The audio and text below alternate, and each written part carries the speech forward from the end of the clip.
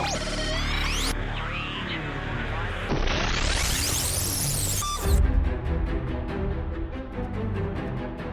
listening to The Starting Zone, a podcast about World of Warcraft and the people who play it.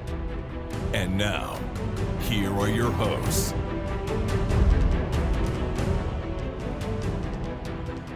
Well, hello and welcome to The Starting Zone, the podcast about World of Warcraft and the people who play it. Today is September 2nd, and my name is Spencer Downey. Thank you so much for listening and subscribing to the podcast. I am joined today, as always, by my co-host Jason Lucas. Jason, how are you doing on this fine Monday? Oh, Spencer, hello. I'm doing quite well. I've been very busy in WoW, as you might expect. We are learning so much about the War Within and how to actually play it and what happens and what all the things mean. It's been really, I really appreciate the fact that we had the extra weekend for early access, despite the controversy surrounding it. That gave me a lot of room to breathe with kind of doing all the stuff for Lore Master and just sort of immersing myself in that whole level up experience and everything, getting to know the zones and everything like that. And then having, 2 solid weeks of just very low power ceiling, right? You're not getting very much power right now from anywhere. So that's given me an opportunity to level some extra characters and, actually do some relatively meaningful stuff on them, like do some of the stuff that's actually available at endgame right now. Because really the only places that you're getting any notable or like significant power from are your renown pieces, right? There's the 3 renown pieces you can buy of armor, and there's a trinket that you can buy from Severed Threads that's halfway decent. And then you get 571 gear from heroic drops. You can upgrade them, and you can. We did get a complete spark last week, kind of midweek. They put in the quest to get the second half of the spark, so you could have like 1 piece of pretty decent crafted gear, and those 3 pretty decent renown pieces and a trinket, and then other than that, you're filling in with stuff from World Quest, from caches, from heroic dungeons. The heroic dungeon loot isn't even at the cap that it's going to be at once the season starts, so it's not a huge investment to get to the point where you're not getting significant power gains on a character, which means there's a lot of time and flexibility to mess around with warband stuff and play a different character or do something like that. So that I've really appreciated that. I kind of like the slow burn here. Sometimes the slow burn in this game is not great, but I think it's been really nice to have this kind of flexibility. And we still have an entire week, like an entire reset week ahead of us as we're here on Monday afternoon talking about it, to just kind of stay in that mode, right? Like there is some new stuff coming out with this reset. Like you'll be able to finish the max level campaign quest, which will let you unlock the Earthen allied race so you can make your Earthen and, level up or whatever you want to do. But the stuff that we'll be kind of getting into this week about what we've done this week and what to look for this week coming up was really no different than where we've been. It's the outdoor stuff, it's heroic dungeons, it's at very low ceiling. And so you can hit that like somewhat quickly with multiple characters if you want to. And I think it's really cool because the warband functionality was a big selling point of this expansion, right? It's one of the big features that we know they've been working on for a long time, and obviously players were really excited for. And then they've sort of structured this launch rollout in a way that I wouldn't say it like forces you to take advantage of it, but it's certainly enticing, right? Because you get that one character and you get up north of like 570 and you're like, all right, what else should I do? Oh, hey, Warband's actually, oh, you know what? I have this thing and I can put it in the bank, and then this other character can take it, and then I can go do this stuff. And all this other stuff is already unlocked because I already did it on this other character, but I didn't do this stuff yet. So I can get Warband Renown if I go over here. Like the way it's all set up really, it encourages you to play more than one character in a way that, I mean, the game really has never done before. Yeah, it's certainly an interesting, I guess, motivation for some folks. I've still just done the one character. I haven't leveled my second one yet because I was dead set on my second character being an Earthen that I want to level. And yes, we do not have access to them until we get the final storyline quest for this chapter tomorrow. And then once that launches, we'll be able to complete that and then start unlocking the Earthen Allied race, which will be great. And so then I can start into my Earthen Monk that I'm going to boost to 70 and then level up from 70, and that'll be my second character. But I do have to say that overall I'm having a blast with the content that I am in. I'm not feeling at all like I wish season 1 had already started, or like I wish that there was more things to do. I definitely have enough things to do, like just clearing the zones of quests. I think I still have 8 quests left inside Anchorhead to finish, but otherwise I've finished every other zone, all of the quests in every zone that I could do. And so that to me has kept me very busy and has definitely kept me entertained and enjoying it. And by finishing those quests, I don't mean like, yeah, I just cranked through those things and knocked them out, no problem. I mean, like, I read all of the quest text through all of them, so there was some very neat storylines to explore, learn about different things, certainly get up to speed. I paid a particular attention to anything involving Anduin still, so there's a quest chain in Hallowfall where you actually get to play like a board game with Anduin, which was pretty neat to sort of have incorporate into that and have some conversations around that. And again, in each step of the quest, you can talk to him, including when you choose, hey, yep, I think we're done, and he's walking away. Before he vanishes into oblivion, you can actually talk to him, and there's actually a voice, not a voice thing, a text box of how he's feeling and about the game and whatnot before he vanishes at the end of that quest. So it's certainly worthwhile paying attention to the little details is where I've been spending my time, and I've been really enjoying that. I also put a lot of time into professions and a lot of time into fishing and into cooking, just to make sure that those were as leveled up as they could be. And I also got into doing because they fixed the crafting orders for the NPC patrons. So I was making sure I was getting those done as well, because those get you not only more knowledge for your profession, but also more of that currency you can use from crafting stuff, which was really nice. The acuity, what's that actually called? Yeah, artisan's acuity. Yeah, and other stuff too. I mean, actually the patron crafting orders give some really interesting stuff, some like consumable reagents you can add to boost your skill with certain crafts. And I mean, they are a little pricey sometimes. Like you'll get ones where they don't give you hardly any reagents, or the reagents they give you are not like the expensive ones, but considering the fact that you can directly get knowledge and acuity from doing them, it's kind of, in my opinion, and my approach to professions is like, this early on, it's worth whatever it takes to get that stuff. So if I got to go to the auction house to buy stuff for an NPC, like I'll do that if I'm getting knowledge. And a lot of times it's skill ups too. It's like stuff I haven't made before, so you get skill ups. You might get first craft profession knowledge from that, plus you get the stuff in the mail with the bonuses. There's been issues with the crafting order system since launch that have been a bit wobbly. It seemed okay the last few days, so I think it seems to me like the patron orders were kind of the last missing piece overall from the way the order system works, because it fills in the gaps a lot. It makes it more of like an active thing you can do if you want to work on your professions. Like you have stuff you can go do with a real tangible bonus there, which feels great. I think the only other thing at this point that we don't have with crafting orders is like cross-realm functionality. Like, hey, my friend has this profession on a tune that's on a different server, and I want them to make it for me, but they can't because the servers aren't linked or whatever. But we're gonna hopefully get there. Hopefully it'll be incoming. But the patron order is like, it was a little rocky, right at launch with some of the order stuff. But it's funny because in Dragonflight it was like, if the customer doesn't provide everything, like I was never going to do it, right? Like they would never offer enough of a tip to offset the mats that they wanted for free. But they weren't giving you skill and knowledge and other consumables and stuff to make it worthwhile. Whereas the NPCs, it's like, okay, I'll go buy null stones or whatever for an NPC if I have to, because I get a really nice reward at the other end. Yeah, no, for sure. I definitely feel like the NPC crafting orders were wonderful. I do feel like, as you mentioned, the cross realm aspect is going to get something that they take a hard look at, because I mean, right now you can't queue for heroic dungeons with cross-faction people in your group, but you can still walk into them and run them, and you can't trade goods to those people unless you're inside of the dungeon with them. Then you can trade them things. Like, there's still some jankiness with some of that stuff getting worked out, so I do feel like a lot of that is going to come online over the next few months, which would be good to see, so that folks can actually, just get those quality of life improvements in.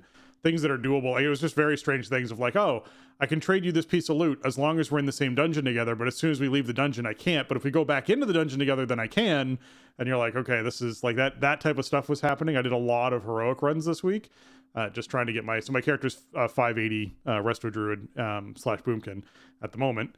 and so that's going really well. But I did a lot of dungeon runs this week to get all the pieces that I really wanted to get, and there was I was the only alliance person in the group, and so anytime anyone wanted to trade anything or do anything, or even like our mage would put down a mage portal, but they put it down outside of the dungeon, which meant I couldn't use the mage portal. But if they put it in the dungeon, then I could use them. It was like, this is weird. Right. Yeah.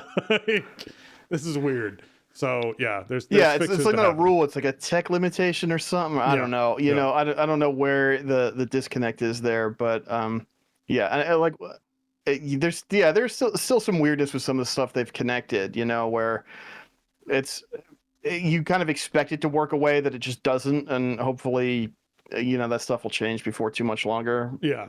So there's a few things I want to highlight about my week before I hop into the profession stuff, because I have some profession tips for people. There was a quest. There's actually a Papers, Please quest, which made me very happy. A little shout out to an indie game that's out there that is actually a very fun little indie game, if anyone was curious. That's about people trying to get through the border, and you have to check their documents and make sure their documents are valid and they have all the paperwork they need. It's a fun little indie game that exists, and so WoW team put in a Papers, Please quest into this game, which is essentially, as goblins are heading to work, you have to check to make sure they have the correct paperwork to go to the mine that they're going to, and if they don't, they try and run, and if they try and run, you can fire rockets at them, which I thought was hilarious, so it was a nice nod. I appreciated the team for doing that. I also will say that the Wax Hoarder, basically the treasure goblin of World of Warcraft, has made appearances. I've seen this twice now, where you actually click on the little wax piles on the ground and you have a different result, right? Sometimes it just spawns a pool of wax. You can pick that up and hand it over to the kobolds to sort of help them out reputation wise. You can get an elite that spawns with like 1.3 million health or 1.5 million health and beat that up, and that will then have drops for you.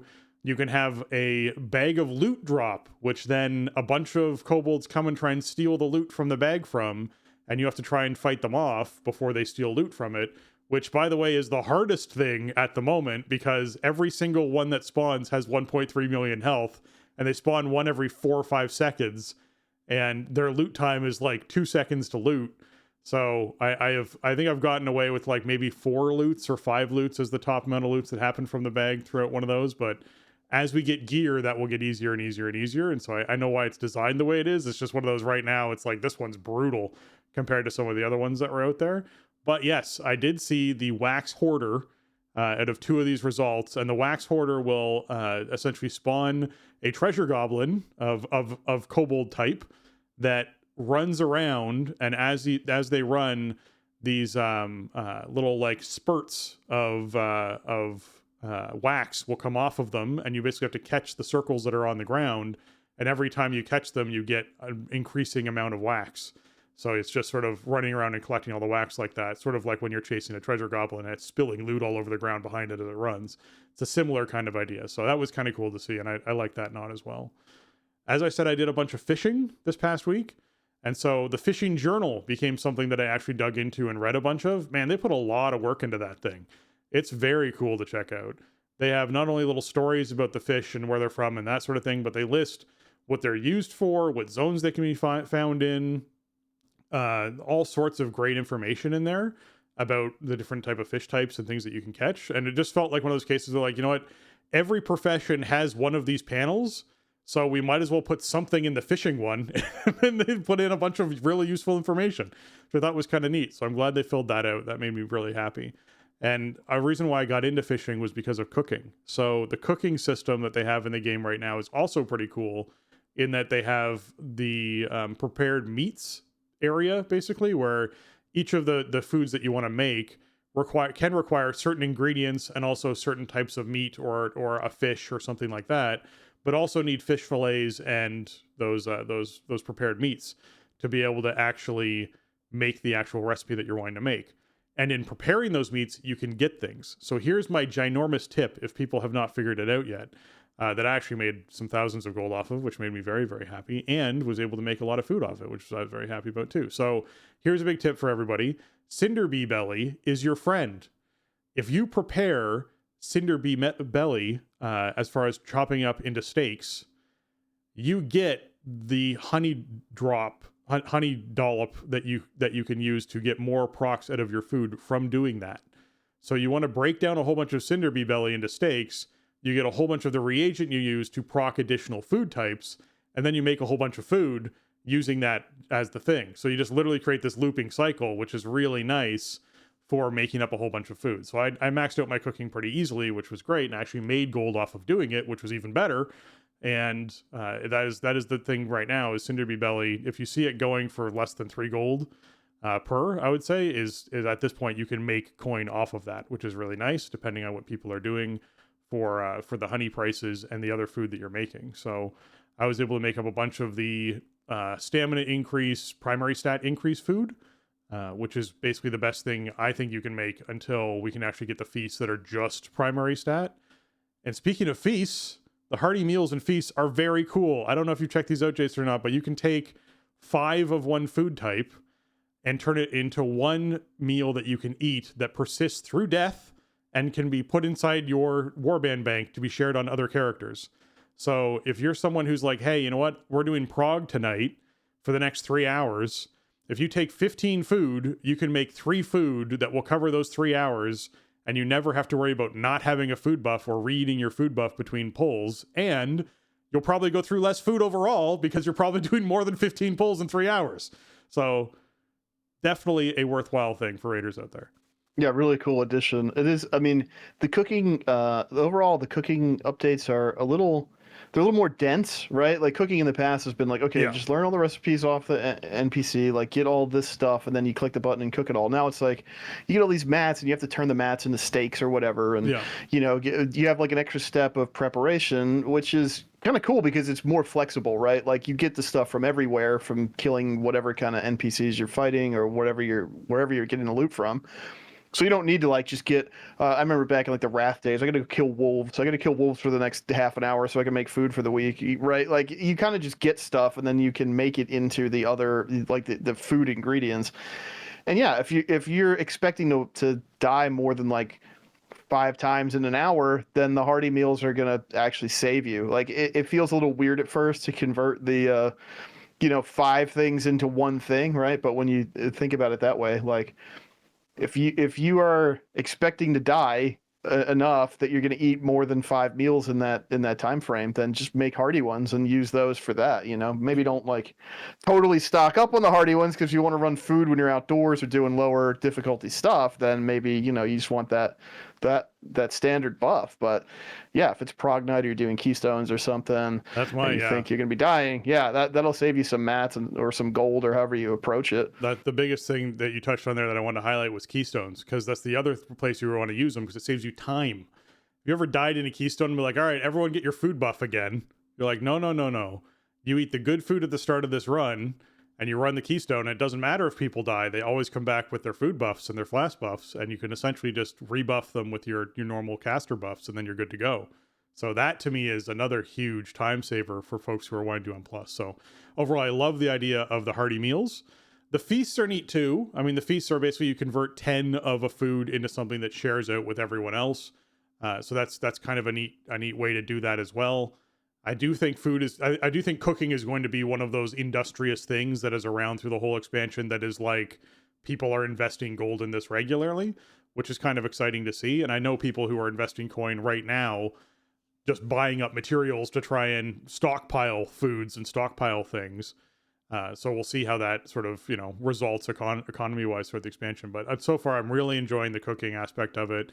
Fishing's neat. I was able to find a shore treasure that you can actually fish. And that shore treasure got me a transmog for a shield. It got me seeker threads, which are used with weaver line, which is a whole other thing for fishing now. So if you know a tailoring friend, or do what I did and put in a crafting order for one, which is what I did, and got myself a weaver line, you can take the weaver line and attach it to your fishing pole. And what weaver line does is allows you to attach seeker threads, which you find when you're fishing, which increase your perception while fishing up to 100. So you keep finding these seeker threads and weaving them into your weaver line on your fishing pole, which then gets you 100 more perception when you're fishing.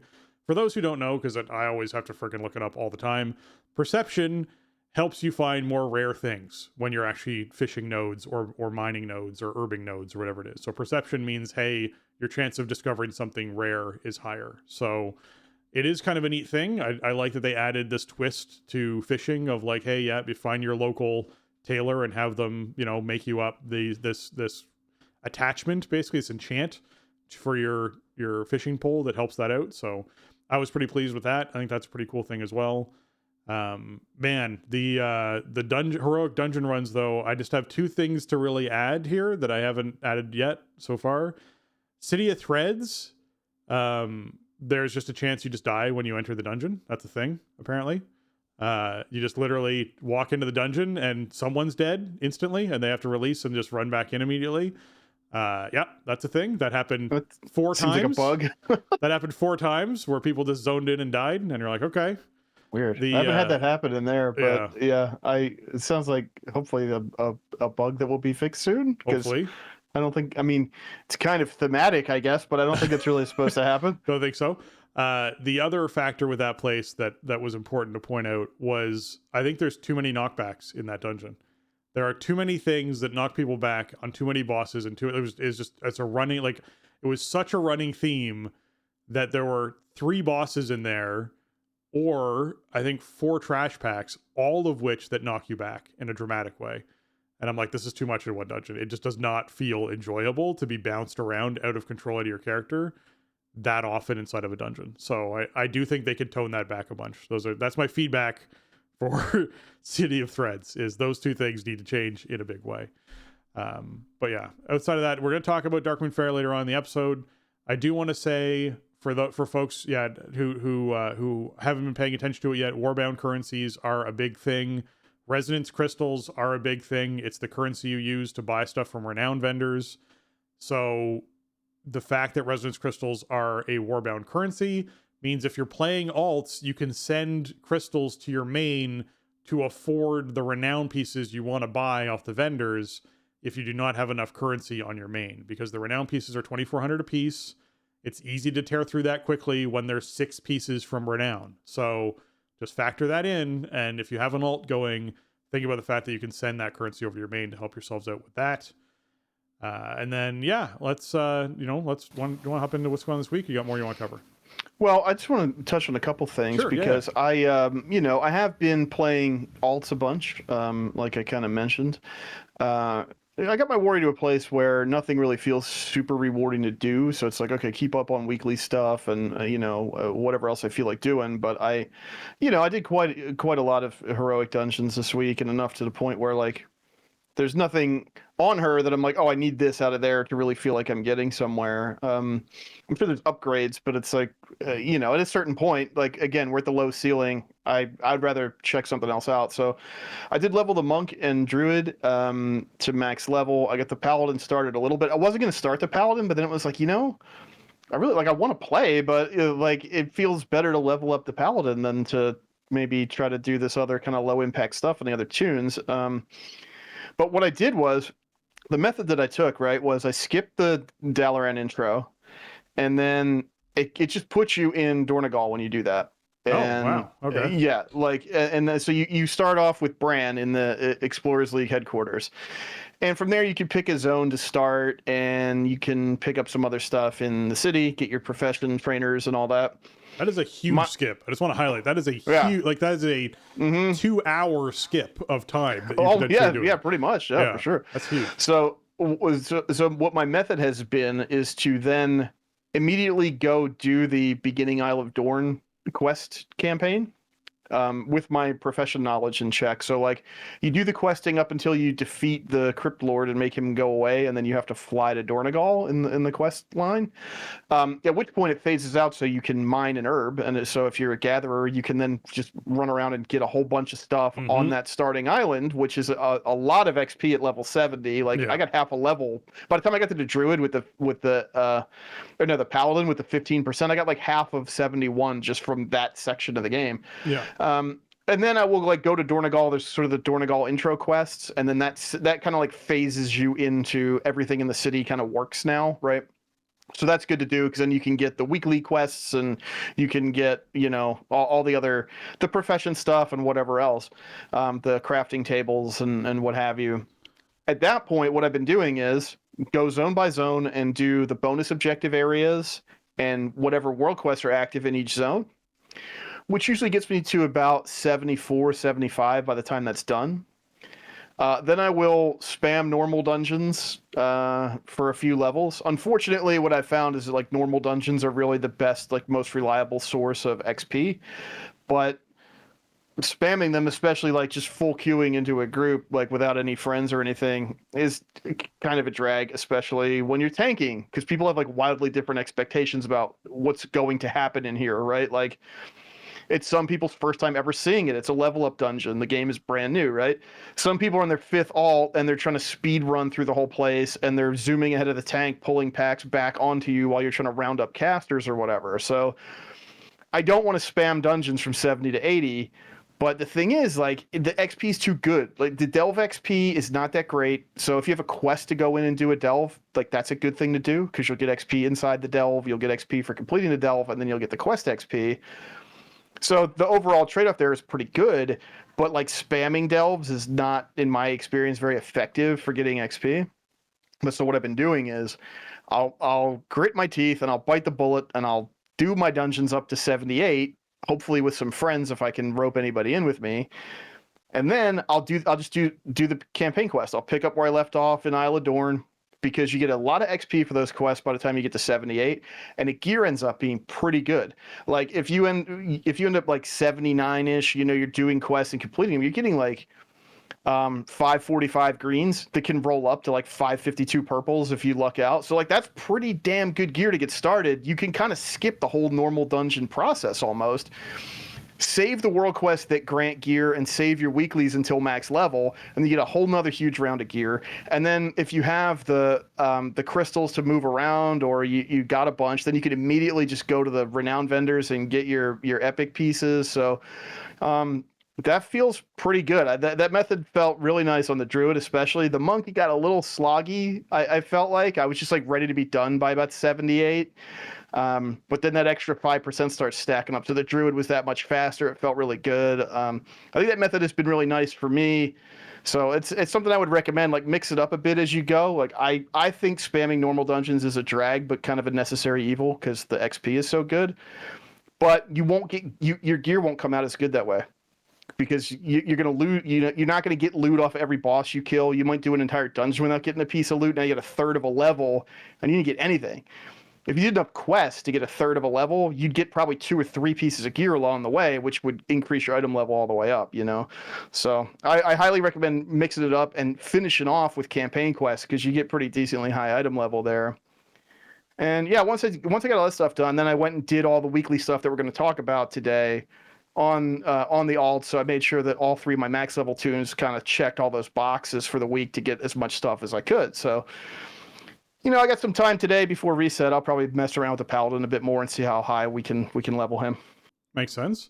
I will add one other thing there, which is there is that map toy as well for folks who have alternate characters, where if you use the map toy, it will reveal on that character the map for War Within, as far as where locations are and where stuff is for the character that you're on, to the farthest progress as your max level character. So if you're someone who's gone around and discovered every nook and cranny on your main character when you're leveling an alt, you can then use that toy. You can just literally look for War Within, and it will, come up as a toy, and you can use that map to sort of reveal the map for that character, which is a fun thing to do as well, if that's something you want to have access to for those alts.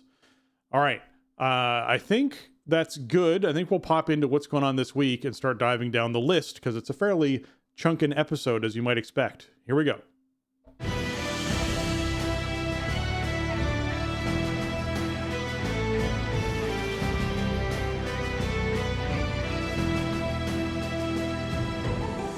All right, this week in World of Warcraft, there's no actual weekly event happening at the moment on the calendar. I kind of wish there was time walking happening, to be honest, because people who want to level up characters, that would be a really good way to level up a character to 70, because that's kind of the question that's been floating around a bit right now, is what's the best way to get a character up to 70 to be able to start diving into War Within things.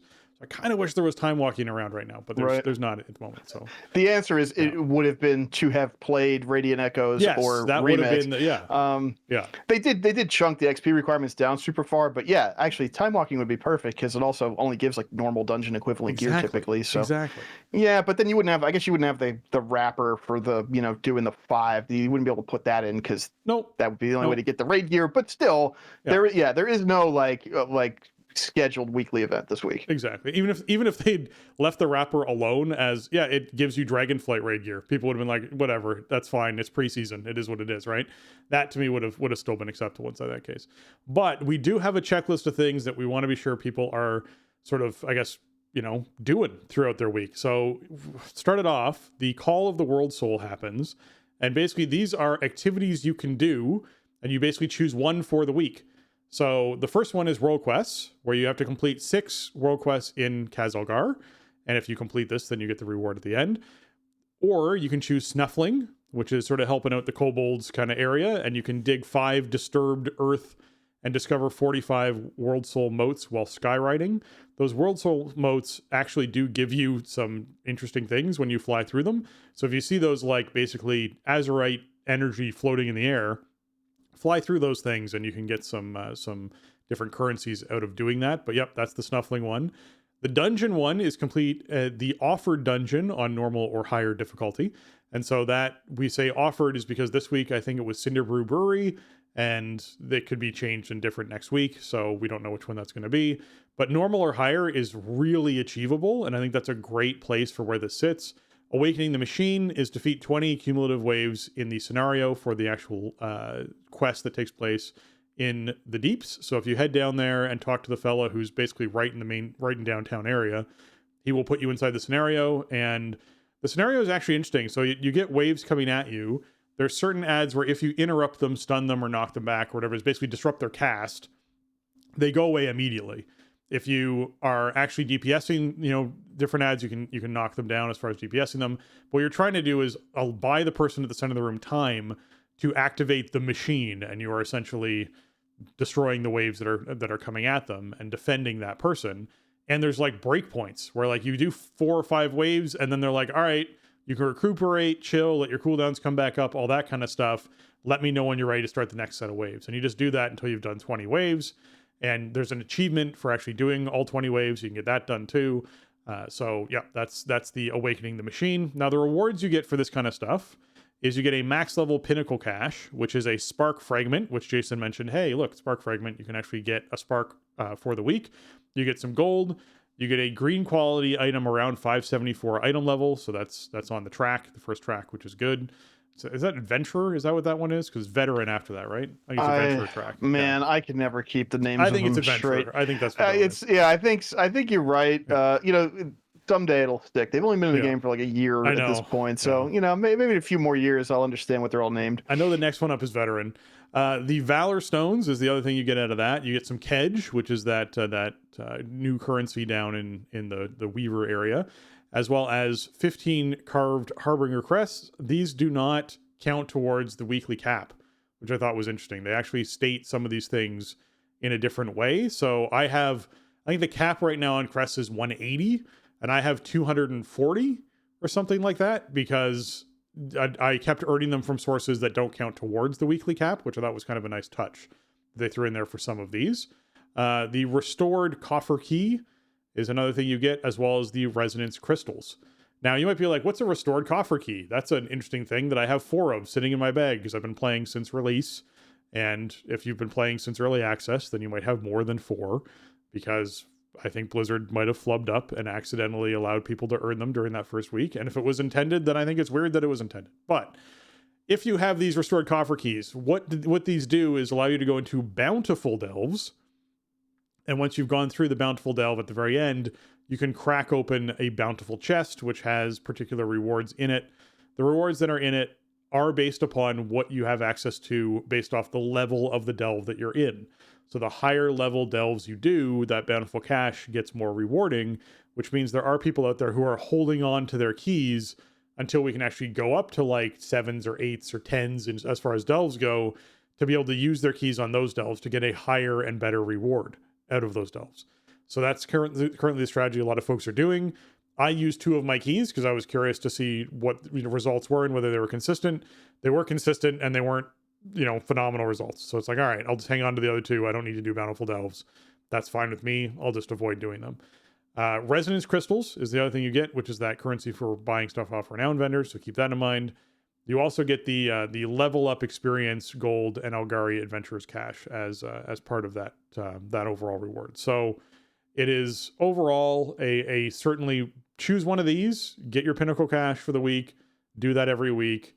And I will say, as tasks go for weekly tasks, I love these weekly tasks. These are exactly in the ballpark of what I would want to see for weekly tasks. These are things you can accomplish in one play session in like an hour of playtime to accomplish. So any folk out there who's like, hey, I want to log in, but I don't have a lot of time this week to do it, you can find an hour somewhere in your week to hop in and actually get your weekly done to earn this cash, which I think is wonderful.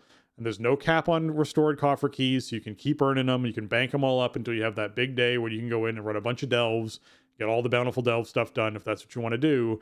I think this is a great way to lay out these particular events, is just make the objectives accomplishable in an hour of play. That makes me super happy. Yeah, I agree with that. I mean, there's so much flexibility here, right? That's one of the good things.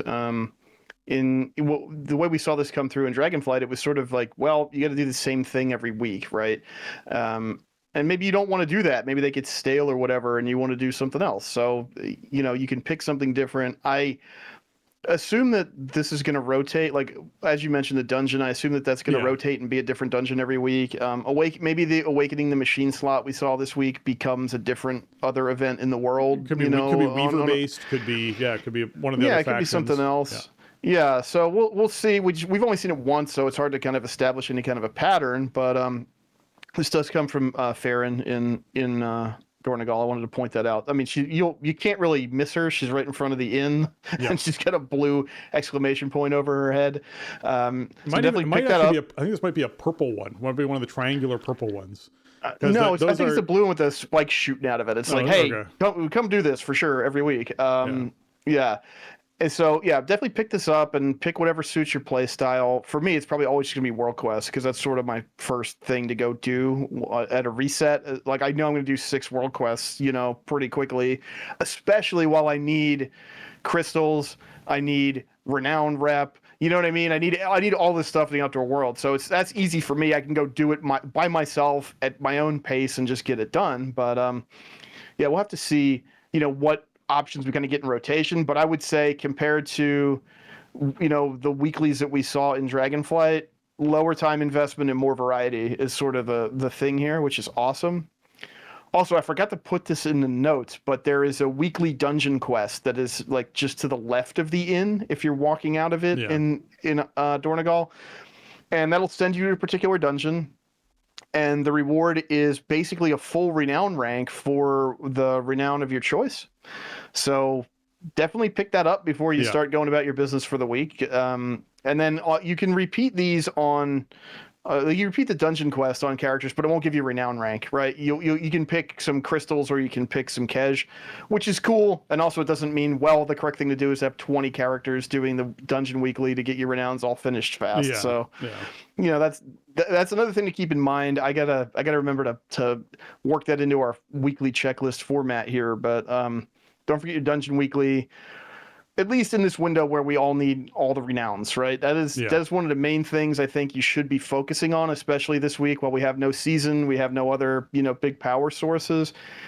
Work on your renowns, go for the low-hanging fruit, if a new renown rank is close by and you can pick rep for that faction, then go get it, fill that bar up, get the reward. It applies across your warband. Every tune you have benefits from it. So really cool system, I think.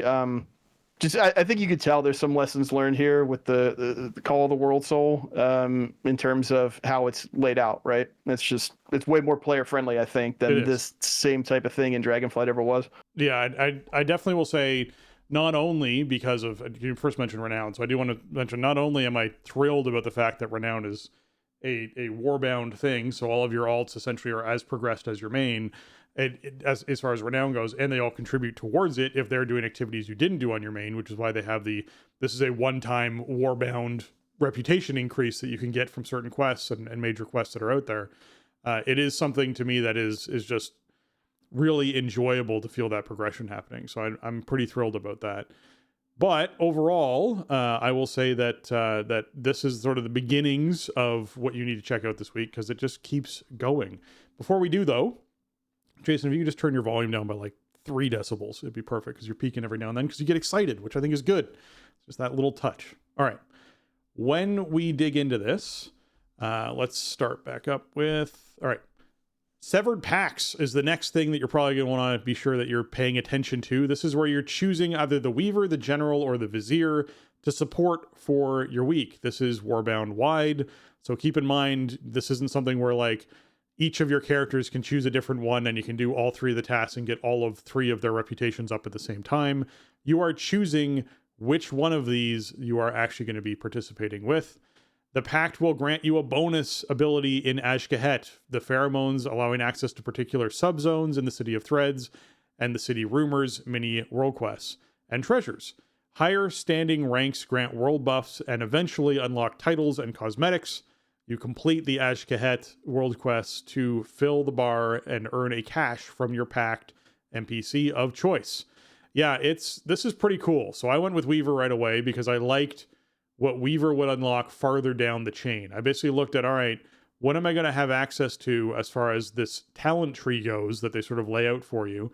And it's not so much that you're making choices in the talent tree, so much as it just shows you at which tier you're getting different unlocks. And when you go around to choose one, you essentially can look at all the different talent trees and see what benefits you'll get. So choose the one that fits best for your playstyle and what you're wanting to do. I think it was the Vizier didn't actually give you pheromones at all. So you just have to keep in mind that you then don't have access to those areas, the subzones inside the cities at all as part of the Vizier one, but you get other bonuses. So there is some this does affect what you have access to for the week. I just chose to go with Weaver because I knew what the rewards were for that. And I think I got to the point where I definitely had the micro world quests unlocked. I was getting a lot of the treasures from doing that. And I just unlocked something recently with Weaver Rep that went up high enough that I was able to start doing another new thing. So it is worthwhile doing and paying attention to. You do have to do your Severed Threads packs each week while you can actually do that. Jason, who did you end up picking? I went with the Weaver because I was already close to a rank. A renown rank with her rep, so it was just sort of logical, right? I'm trying to get those renown bonuses whenever I can. So, it's like Obsidian Citadel kind of, except you have 3 choices. I would say it's a bit more flexible though in some ways because there's no real character impacting power or anything to learn, I don't think, from any of these. So definitely look and see what they offer and choose the one that you think is cool. But in Obsidian Citadel, they had different patterns on different choices or whatever that you wanted to maybe rep that up first. And also the way this works is a little weird because you have the Severed Threads renown, right? Yeah. This overarching, but it encompasses these 3 NPCs who each have their own individual kind of rep bar. And the way it works is basically every time you gain a renown a level with the individual NPC, that translates into a Severed Threads renown rank across the board. Yeah. So, a lot of times you'll find treasures that give the same amount of rep for all 3 of the NPCs. So it's just it's the same effect as a token for one of the other reps, but it's just a little bit different. So, look and see, what bonuses you're getting early on. There's not a whole lot. The Rumors world quests they're sort of like if a regular world quest had one objective that you had to do, right? They're very quick completions typically. They don't show up on the overworld map. You got to just look for the little purple icons on your mini map, and then you'll find sort of the assistance of your NPC of choice, and they'll give you some stuff to do. You'll find little treasures or whatever. So far, the only thing I can see that you get out of them is cash, basically, which is, you want that. It's cool, but these are not sources of renown rep either. You know, like you'll get the renown rep, you basically get in a big chunk from filling up the bar for your NPC, from doing world quests and everything like that. The other little stuff is more for farming currency, from what I can tell. So it's not like, I don't know. There's not. There's things that are probably better or worse for you to take depending on your play style and what your goals are. But it's not like, oh well, if you're a plate wearing, strength user, blacksmither or whatever, you should take the general because it has some really thematic bonuses for your class, spec, hero talents, professions that are going to actually benefit you in the long run. It's not that level of decision making, right? Like you'll get some cool little bonuses for the week, especially as you get into the higher standings, so you get the world buffs and everything like that.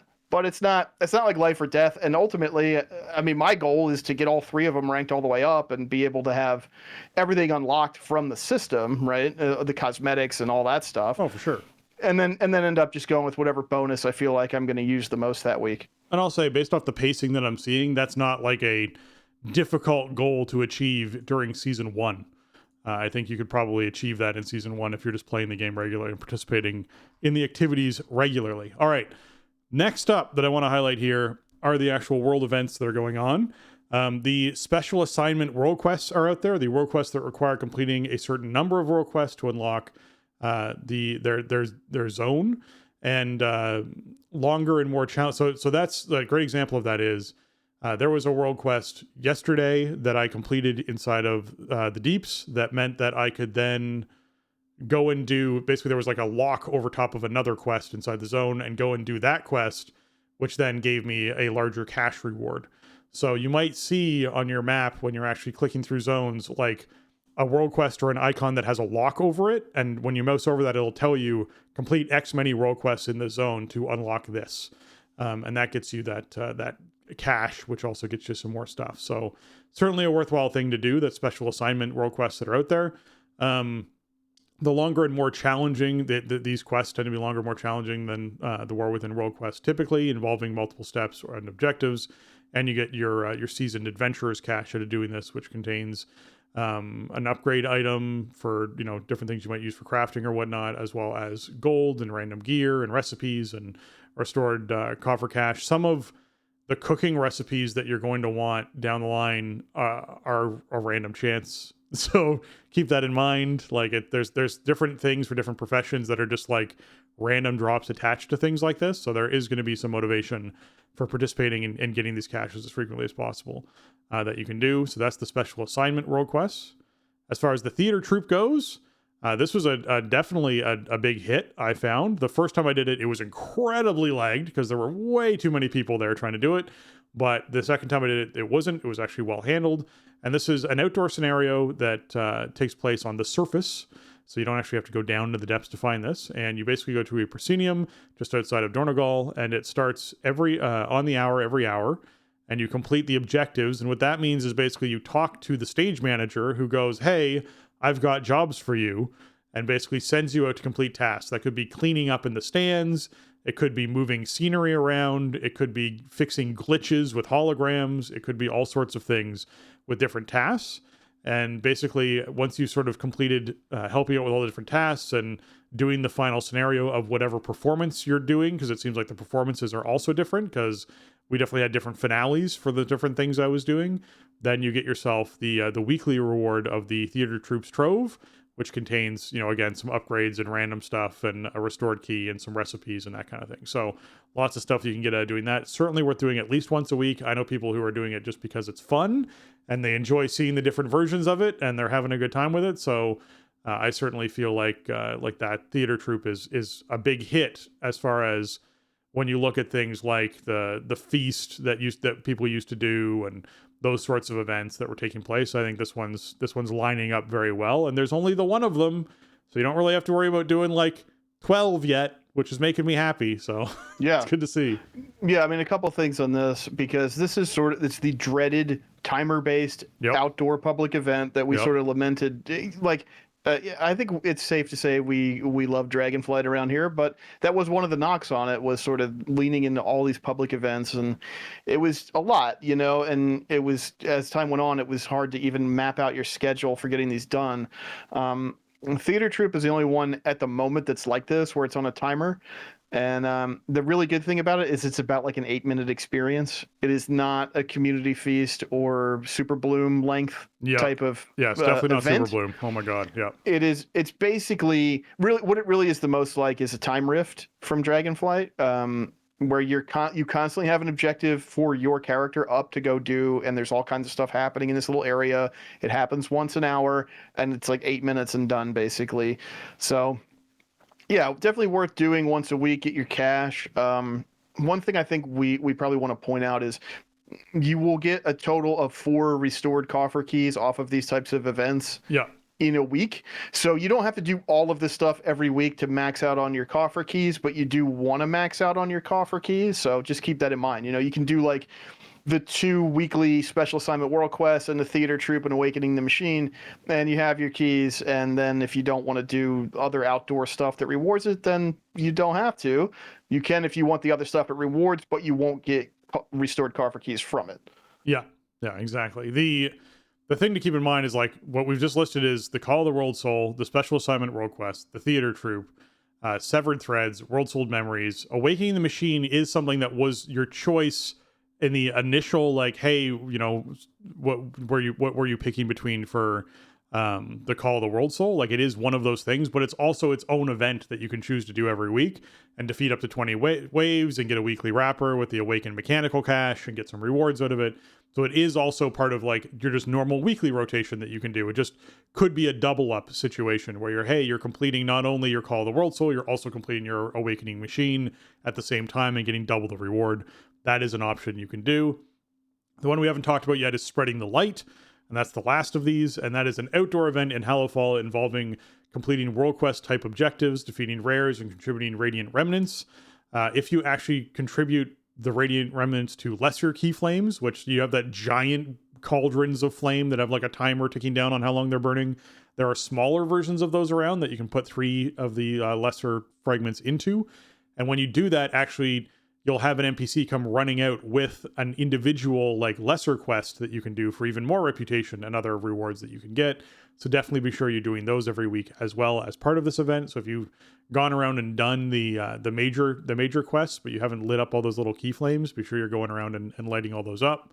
The weekly world quests to light 4 lesser key flames, which requires 12 fragments, which you get tons of. I have hundreds of fragments already, and to kill 2 rares in the same area. And you get yourself, again, that gold item upgrade, random gear, recipes, and a coffer key if you haven't gotten your 4 already from doing that activity as well. There's also, some reputation gain involved in that as well because it's World Quest, which is great. So certainly something that's worthwhile doing. Spreading the Light is the most difficult of all of these that exist at the moment. I would say it's not the most difficult to earn a reward from, but it's the most challenging as far as gearing goes. So a lot of Spreading the Light can take place in an area that has mobs that have 10 million hit points in it. And so if you do not have a group of people going up and actually helping out with some of those aspects of the quests, you can find yourself struggling a little bit in that area of it. There are areas though where there's, the 1 to 4 million or 5 million hit points, sometimes 7 million hit point mobs around, where if you have your cooldowns up or you're, reasonably geared, you can kind of handle 1 or 2 of those and actually be able to come out of it victorious. But the just keeping in mind that Spreading the Light tends to be a more max level, you're ready for it, or you want to do it in a group kind of content when it comes to doing Spreading the Light. I could see a lot of people joining just sort of like a public group to be able to put this together and smash through this pretty quickly for Spreading the Light. So just keep that in mind as far as that one goes, because that's going to be important. Yeah, Spreading Light is a little different, I think, from these other ones, and it's a little it's harder to talk about than it is to experience, I think, because I didn't quite understand exactly what was involved in it until I did the whole kind of process through this reset week with the bonus caches involved and everything like that. Right. And I've tried to sort of explain it to people who hadn't done it yet, and I found myself failing because it's dense, but everything that you're doing is simple, right? It's like collect some of this, or collect this particular thing, or kill this many of these. It's all stuff that you're familiar with doing, but there's layers to it inside this event that makes it hard to talk about in a way that makes sense. But I think the big thing is just make sure you go there and do this weekly right now, as while we're gearing up and renowning up and all this stuff. And yeah, if you're doing it, if you're just looking at it for coffer keys, which you definitely do want, again, you don't have to do every single thing. You can skip this one if you don't want to do it. I ended up this week on the Warrior, I tried to do everything I could possibly do here. So well beyond just like killing the 2 rares, lighting the 4 key flames. I got my caches and my weekly rewards and everything. And then I was doing the repeatable quests, like when you light the lesser key flame, and then it seems like each one of those was the same for each character this week. I don't know if they rotate or whatever, but I did everything I could find to do, and I did get an achievement for having done all the like sub objectives and stuff in there. So that was cool. But like by the end of it, I got like multiple bags that just had like 15 resonance crystals in them. Yeah, exactly. It's just like there's definitely a point that you hit where the game sort of stops explicitly rewarding you for doing this, and at that point, it's like it's okay to just go. If you want the TLDR on this, like go over there, kill stuff until you have 12 of the Radiant Remnants. Light up the 4 key flames, hang out until you kill 2 rares, and then you're done. You can just be done, and you'll get the most bang for your buck that way if that's what you want to do. If you want to max it out, like there are achievements, and there's like little consumables and stuff you can buy with Radiant Remnants to get buffs, and there's a lot of flavor here if you want to hang out and kind of max it out. But overall, when you're looking at like the weekly progression kind of stack for your character, you don't have to hang out here and do everything, right? They put a couple things right in front of your face. Make sure you get those done, and then you can decide what you want to do. Yeah. So the one that's the hardest to actually earn a valuable reward in is actually the World Soul Memories. This is the one that I wanted to highlight last year, because I think the most difficult one, like as far as the challenge of actually you have to be in a group to do, really, is in fact that spreading the light. But the one to actually earn the most rewards out of is World Soul Memories. So how this works is you approach a World Soul, you do a bountiful delve, which then gets you the thing you need to be able to open a World Soul Memory on the map. So once you've completed a bountiful delve and looted this, you then go out and basically find one of the areas that has the big globe on it that you go over to. You use this there. It phases you into a memory. And in that memory, the one that I did, it was super unexciting in that it wasn't like, oh, big lore stuff and this is what's happening. It literally is, hey, you've been phased to an area where there's a whole bunch of mobs and a bunch of Azurite crystals you can click on. Click on as many Azurite crystals as possible. You earn points for doing that. You earn more points for clicking the crystals than you do for killing things, but you can also kill things, and things have 4 million to 10 million hit points. And try and kill as much stuff as possible and earn as many points as possible in the 5 minutes you have to do this. At the very end, based off of how many points you've earned, you get Valor Stones and restored coffer key fragments that you can then combine 100 of to actually get a restored coffer key to earn additional coffer keys within a week as far as what you're trying to earn. So the reason why I say this is kind of the hardest one to get a good reward out of is because it's really hard to kill things that have 4 million to 10 million hit points by yourself in a rushed 5-minute period where you're only going to have your cooldowns for really 1, maybe 2 of those encounters where you're doing large pulls, and you have to click on a lot of these Azurite shard fragments, but because you're phased, you can't drop aggro really easily, so trying to actually do that is also tricky, and you can't fly inside this area, so you can't do the static flight thing where you're going around clicking a bunch of crystals. That isn't working either. So it just is one of those cases where you sort of go in and you immediately feel like, oh, I am not geared enough, or I should wait till I have more gear to make this really a fulfilling and fun experience. I feel like if I'd gone in with a group of 5 people, I might have felt a lot better about things. But again, this was my blind take, right? I wanted to blind see what a Bountiful Delve was like. I wanted to blind see what a World Soul Memory was like. I hadn't gone in and looked these things up. Does that detriment my character by some infinitesimal fragment of a degree by me using a key? Sure, it detriments my character on some level, but I wanted to actually have the experience in that blind kind of experience. So yes, I went and I tried this out. I didn't get a lot of Valor Stones. I didn't get a lot of coffer keys restored. I think I got 150 points or something like that out of doing it, and came out of it. And I'm like, overall, I felt like, wow, this is this just felt very rushed. Didn't feel like it was explained well enough to me before I went in, as far as the actual text that I was reading before it put me in. When I went in, the challenge was a lot higher than I thought it would be based off of the other stuff I've been doing, kind of not only in that zone, but also up to this point. And I felt like just overall, this was a very unfulfilling kind of thing, because what I was expecting from a World Soul Memory is similar to what we sort of experienced in the Radiant Echoes event, where you sort of went, hey, this is based off a themed thing from back in the day in Azeroth that is like a, hey, I remember doing this quest chain, or hey, I remember doing this thing. Whereas this was very much like, no, I just spawned into an area where there's a bunch of like fragments of Azerite and a bunch of mobs to kill. And there was no story to it, no nothing like that. So I did feel like this was probably the most disappointing of the group of it, because not only did I feel like, oh, I used like a one-time currency that you get through this rare weekly thing that you do to get access to this thing, and then it just wasn't what I was expecting it to be, and was more challenging than I thought it would be, which is unfortunate. So I think that'll get better as obviously your gear gets better and you have more access to it, and you're able to do it more frequently, and it might get to the point where you can kind of like create a cycle where you're getting enough restored coffer key fragments out of it that you're then able to then go into another bountiful delve and then go back into a World Soul Memory again. Like that is a potential that you could create here loop wise. It's just for now, it was something to me that I was like, I would hold off on doing these. I don't think there's a big motivation to get in there and do the World Soul Memories right away. I would wait till you have more gear, maybe when season 1 rolls around, and then worry about starting to dive into World Soul Memories. I just don't feel like it's worthwhile up front right now.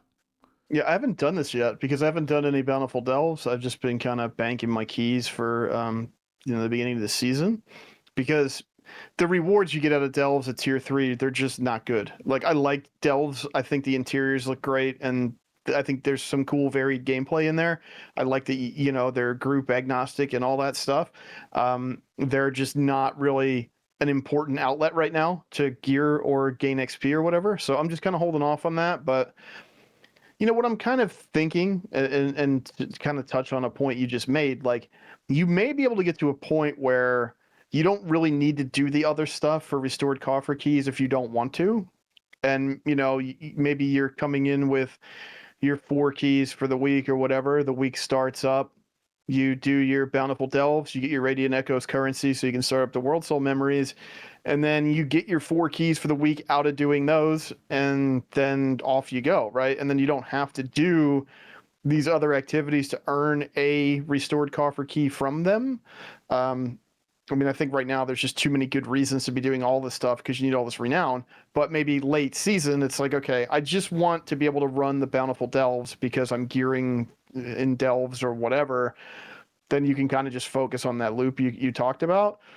But we're not there yet. We got a lot of work. I think a lot of us really care about maxing out renown and getting all that stuff done. So you want these, the rep from these other factions for doing these other outdoor events or solo events or whatever.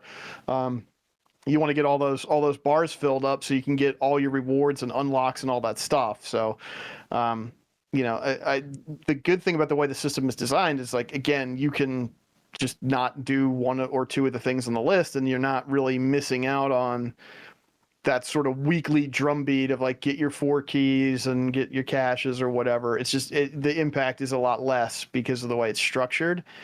And so this might be one that is more prominent, more valuable, more time efficient when we're in that back half of the season. Right now, I think there's better ways to probably spend your time. I agree. And you'll feel like you get more of a reward out of actually participating in the activity, which is the good thing later on in the season. All right, PvP quests. There was a quest for Epic Battlegrounds. I don't know if you were flying around Dornogal at all, but it was to earn honor in Epic Battlegrounds, 1,500 to be exact, which reward you with honor and 100 reputation to all renown reps, which to me was like, this isn't worth it to me in my first week. Just right off the bat, I was like, look, I will probably earn 1,500 honor inside of 1 Epic Battleground. I probably will. Most likely that is achievable. However, that is going to be an hour to an hour and a half of my time, typically, if you're going to be earning 1,500 honor, to get 500 honor and 100 reputation. And to me, that just wasn't worthwhile. I think this needs to be a lot more reputation if you want to really encourage players to get in and do it. Now, I do agree that if you'd made this 500 reputation to all of them or 250 reputation to all of them, you would probably be making people feel who don't like doing PvP like they have to go and do PvP. So I appreciate that they chose the number they chose. I'm just saying it's not attractive to me. And I think that's probably good because I'm not here to do the PvP thing right now. I'm here to focus on the questing and the PvE and sort of prepping my character and doing treasures and all that kind of fun stuff. Feeling like I have to go into a battleground because it's so much reputation towards all these things. I'm actually kind of glad that they chose the number they did. I'm just putting out there that, it's a low number. It's not attractive enough to pull someone like myself into doing it. So if their objective is to pull people like myself into doing it, then that's got to be a higher number. But if it's, not, if they just want people who are doing PvP to get rewarded for doing it, good choice. I think that's the right number. Yeah, right. I mean, now granted, the 1500 honor in Epic BGs is this reset week's quest. I assume it'll be something different after reset tomorrow, but we don't know what that is right now. But it's in like the southeastern portion of Dornagal out by the gate there. The PvP kind of enclave is not in the spot that was obvious to me, at least, right upon. I had to like ask a guard, like, where is this stuff? Because nothing was pointing me there. But yeah, I agree. It's a modest reward to for sure. But if you need honor currency and you're queuing for BGs anyway, then it's kind of a no-brainer. I myself, I've been out of any kind of PvP thing really since the end of BFA. I just haven't played any PvP content in the last couple expansions, so I don't expect I'll be doing this. And yeah, I'm glad that it's a relatively modest rep reward because I don't want to be influenced to queue for Epic BGs because I don't want to do that. But if you're doing BGs anyway, then it's a nice little bonus on top of other stuff, that might be in your rotation. So, I think that's fine. Just remember, like if you're somebody who's doing matchmade PvP and everything, after reset, go over to that area and find the NPC and pick up the quest because if you're going to do it anyway, then you want to get the reward for it for sure. Yeah. The PvP brawl for this week, the one starting up tomorrow, is Shadowpan Showdown. We were all surprised by Comp Stomp being a repeat of this past week. So those folks who wanted to hop in were able to get in and get a whole bunch of honor just through grinding Comp Stomp, which I think was great for a lot of folks. But next week should be Shadowpan Showdown, where you are in Tiger's Peak Arena, and you're going to race for control of the center point, and basically it activates one of two bosses, and they fight each other, and whoever's boss dies first wins. This is the PvE VP situation that you can sort of hop into, get yourself some Marks of Honor, Conquest and Honor. This is always a fun one, so if you're somebody just, is looking for something to do, this is certainly a good way to spend your time this week. My week is probably going to be focused more around leveling up my Earthen. I'm very excited to do so, and just sort of keeping up to date on the world quests and that sort of stuff on my main. Once I finish up these last 8 quests I have to do to be completely done and lore mastered out for War Within, which can be very exciting. So excited for that, and I think if you're someone who wants to do Shadowpan Showdown, it's one of the better brawls. Yeah, it's cool. And the brawl is like really the only like weekly rotation thing that's been going on the last month or so, right? We haven't had anything else. So if you want a little variety, you want that weekly rotational event thing, brawl is kind of your only option right now, which is okay. I don't think we need the other stuff in the mix anyway. And the brawl modes are pretty silly for the most part. So I think it's a fine thing to keep in rotation. Just add some extra variety in there and something kind of familiar. Yeah. As far as Mythic Plus affixes and stuff, obviously we got nothing to report there. And when it comes to a weekly event, we got Darkmoon Fair. That's what we have happening right now. If you have not been involving yourself in Darkmoon Fair yet, then what are you doing? You should absolutely be going down to the fair every day this week that you are hopping into the game. Be sure that you're either riding the roller coaster, which gets you the full 1 hour, 10% increased reputation and experience gain buff, or getting on the carousel and doing the same thing. You just ride that for a little bit and you get yourself your 10% bonus increase for the 1 hour. You can also then go out and buy top hats, which you can have on your character, which saves you having to go back to the fair every hour or after you die in order to actually pick up more of these things. So if you want to sort of maintain that buff, you can buy the top hats to make your sort of save yourself some time. There's also profession knowledge there. Now, there was a revamp to the whole profession knowledge thing, which I thought was pretty freaking cool. All right. So you go down, you can definitely get your profession knowledge for your main 2 professions as far as what they are. You also get skill ups towards them, which is great. But they also hot fixed in that when you actually are completing these quests, you get skill ups towards and the most recent expansion of profession that you have not maxed out yet. So when I did the what was it? I did the cooking one. I did the cooking one and I got skill ups towards cataclysm cooking when I did it, because I'd already maxed out the Dorningall cooking stuff. I'd already the stuff for War Within. I'd maxed out Dragonflight. I'd maxed out the previous ones. Apparently, I hadn't maxed out Cataclysm cooking on that character, so I got skill ups towards Cataclysm cooking from turning that in, which I thought was really cool. And as far as profession knowledge goes, it applies to both expansions that have had profession knowledge. So I got 2 profession knowledge towards Dragonflight and towards War Within professions for that. So that's also a neat thing. Now, I don't know how to access the War Within talent tree for professions. I might have to go back to, sorry, the Dragonflight talent tree for professions. I might have to go back to Dragonflight and then open my profession there to see if it changes which one I'm looking at as far as the talent panel goes. But it is neat to know that I'm earning, more knowledge towards those, because I hadn't maxed all those out either. So that is another thing that's pretty great to be sure you're participating in. Also, I bought up a bunch of transmog sets while I was there this time. They were older sets that have been around for a while, but I'd broken the 2000 Darkmoon Faire, prize token point and was like, I need to spend some of this, so I'm just going to buy up all the transmog sets that I don't have. So I bought up a bunch of transmog sets, dropped myself back down below 1,000, and now I'm earning those back up again. So I'm doing all of the dailies that are there and earning all that stuff up. Obviously, if you haven't gotten all your achievements yet for all those, that's another great way to earn progress towards that. And last but not least, from Darkmoon Faire, if you are someone who uses a lot of mana on a regular basis, the Darkmoon Daggermaw fish is something you should be fishing up while you're there. It is the most efficient way to restore mana in the game when it comes to eating a food. Darkmoon Daggermaw right now restores 4.2 million mana over its duration when you eat it, versus the 3.7 million that you get from the best water in the game currently from actually drinking that out of places. So if you want to have the most efficient food stuffs that's out there for returning mana to your character, just sit around for 20 minutes and fish up like 60 Darkmoon Daggermaw. It's not, they aren't super hard to catch, so certainly worthwhile doing and getting that. I do love that they updated what Darkmoon Daggermaw actually returned to you mana wise with this expansion. So it is a static amount. It's not like it restores 100% over this period of time. It is literally like it restores way more than 100%. Like, my character has 2.8 million mana. If I eat a Darkmoon Daggermaw, I restore my whole mana in less than 10 seconds. Because I have natural mana regeneration on top of eating the fish. It's very nice. So just keep that in mind. Wow. Yeah, that's really good, actually. But yeah, Darkmoon Faire, I mean, geez, it's never more important if you're somebody who does professions than it is at the beginning of one of these expansions now, I think it's 3 points for crafting and 2 points for gathering in terms of knowledge, and it's just huge. You definitely want it. Everybody wants knowledge points right now. You want to get all those extra bonuses. You want to get the bonus skill and all that from the knowledge. You want to unlock recipes and unlock bonuses and all that. So the quests don't ask a whole lot of you.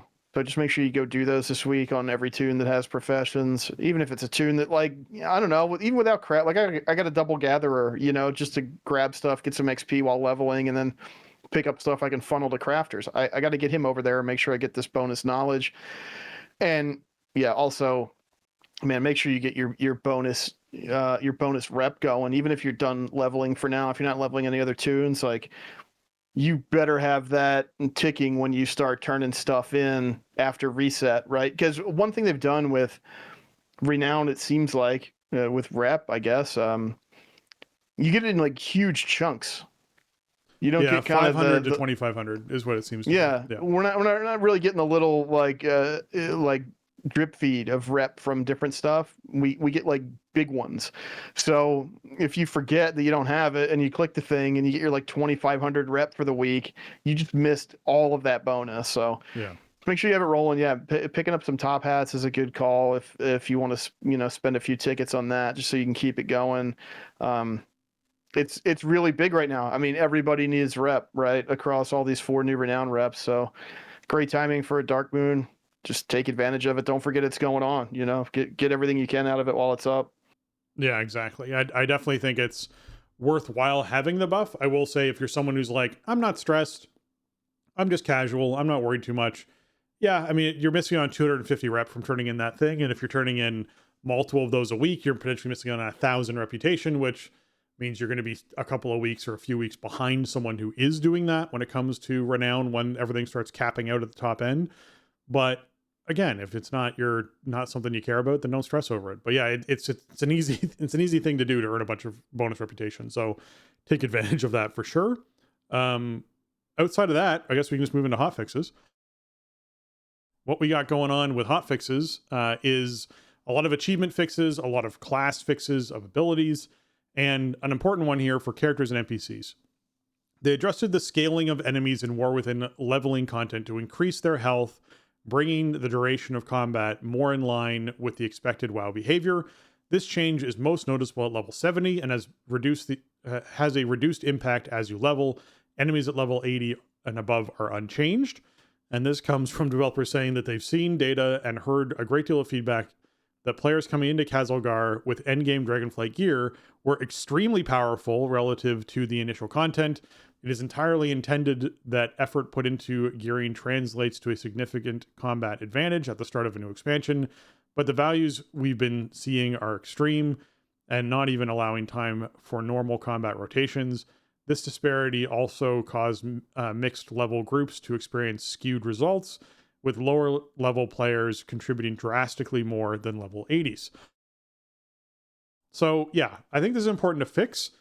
I think this also hurts a particular group. And there's a small subset of people that I want to highlight. And Robin was in this subset. So this is why I want to highlight it. She had not played Dragonflight very much. She had a 365 item level character that was moving into War Within. There was no way for her to earn gear before she hit the first delve quest inside the main quest.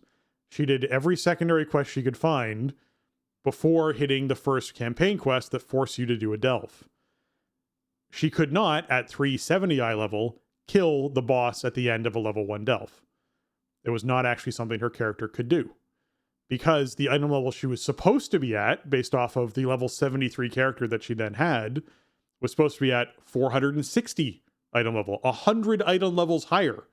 But there was nowhere for her to gain that gear other than going back to Dragonflight to try and do that, or doing what I did, which is buying a whole bunch of greens off the auction house to give to her, which is what I ended up doing.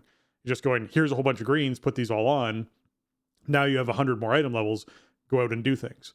I do think there needs to be some attention when you're doing things like this sort of scaling and whatnot to, okay, are we giving players the opportunity through the normal leveling experience of this expansion to actually be able to get gear that sets them up to be successful for the start of this expansion? Now, had she leveled up a character from scratch, I believe she probably would have been closer to the 420 or 430 item level, where stuff is challenging, but she's actually able to accomplish those tasks because she's still 50 or 60 or 70 item levels higher than where she was. But I do think that it almost felt like they needed to have a vendor early on, or like an equipment rack that you went to that's like, hey, champion, Dalaran's crashed, pick up, the best equipment you can find off the ground, whatever it is, that just puts someone at like 430 or 440 item level for being able to go into the content to be able to feel like they're successful in it. Because this kind of change is the type of thing that really screwed her over with being able to actually accomplish things inside of the expansion.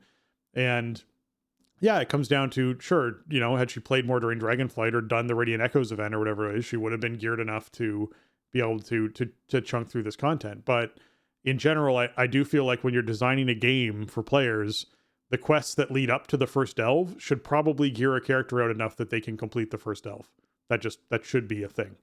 And so it was kind of weird to run into that circumstance where I'm like, oh, the only way to beat this is for me to spend 10,000 gold on greens. Here you go. Go kill this thing. Hey, look, you did it. Yay. Like that was a strange situation to be in. Yeah, I mean, it's just a weird amount of like item level scaling throughout the course of Dragonflight. Like 360 is just so badly out of date, and yeah there wasn't really like, I mean, they put in like that gear catch up bonus thing in the middle of Dragonflight, but depending on when you last logged in, you may not be eligible for that, and that probably would have put it, at least in the low 400s. I forget what you would get on a max level character with that, but yeah, there was just there's no real explicit way to like handle that, which is kind of weird. I mean, this whole change ties back into the XP locking and all that stuff that we were discussing last week and couldn't really contextualize, because what the main impetus for this change was that because of this super low, mob scaling at level 70, people were locking a tune at 70. They could lock XP at 70 instead of at 69, and then they would just like spam dungeons with tunes of their friends that they were leveling. Yeah. Because they'd just be blasting the dungeon apart with the scaling while everybody else got free XP all the way up to 80. Yeah. You can imagine why Blizzard doesn't want people playing the game this way. And really, like, even though it's a very fast way to get a lot of XP, I think it's super detrimental to your character overall. And you can refer back to what I was saying earlier about my own alt leveling process about that. Like, there's a lot of stuff you have to do other than gain XP. Yeah. You need to have completed the campaign. You want to have as much renown as you can. You want to have gear that you're probably not getting just from spamming level up dungeons, right? Like, you're going to end up with a tune that's level 80 but has very little other options. So, and of course that stuff like warps the entire game around it when enough people are doing that. If you're not doing it with a full group, then people are queuing into this and having this very bizarre experience as they're trying to level up and do dungeons in a new expansion. I myself noticed, like, I came in with my brewmaster was like low 500s, like 503-ish, let's say, equipped. And I started leveling him before these changes came in, and I was just annihilating every mob I encountered. Just a keg smash would kill multiple mobs by itself. Yeah. And that really didn't feel fun to me. Like, I wasn't getting any kind of combat flavor or anything. I have these new hero talents and stuff, and it's like, well, I guess they might do something if I was ever fighting anything for long enough. I mean, I don't think the time to kill on like world mobs, quest mobs should be super high, but it shouldn't be a GCD or 2 for a tank spec either, right? Like, yeah.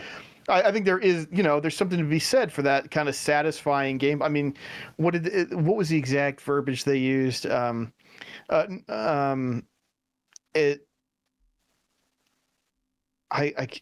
remember. Oh, bringing the duration of combat more in line with expected WoW behavior. I think that's the key point. Like, it starts feeling like Remix. You just push a GCD and the screen explodes, and that's what it was feeling like for me early on. So I wasn't too bothered by the change. And I mean, when they announced this, it was an explosion, right? Because they did this on Wednesday morning. Yeah. This past week, which they did maintenance that day, and people were really mad because it was, the game had been out of early access and in general release for a day and a half. And so it kind of appeared as though early access players had this shadow bonus of super fast, easy leveling that the general population players didn't get to have.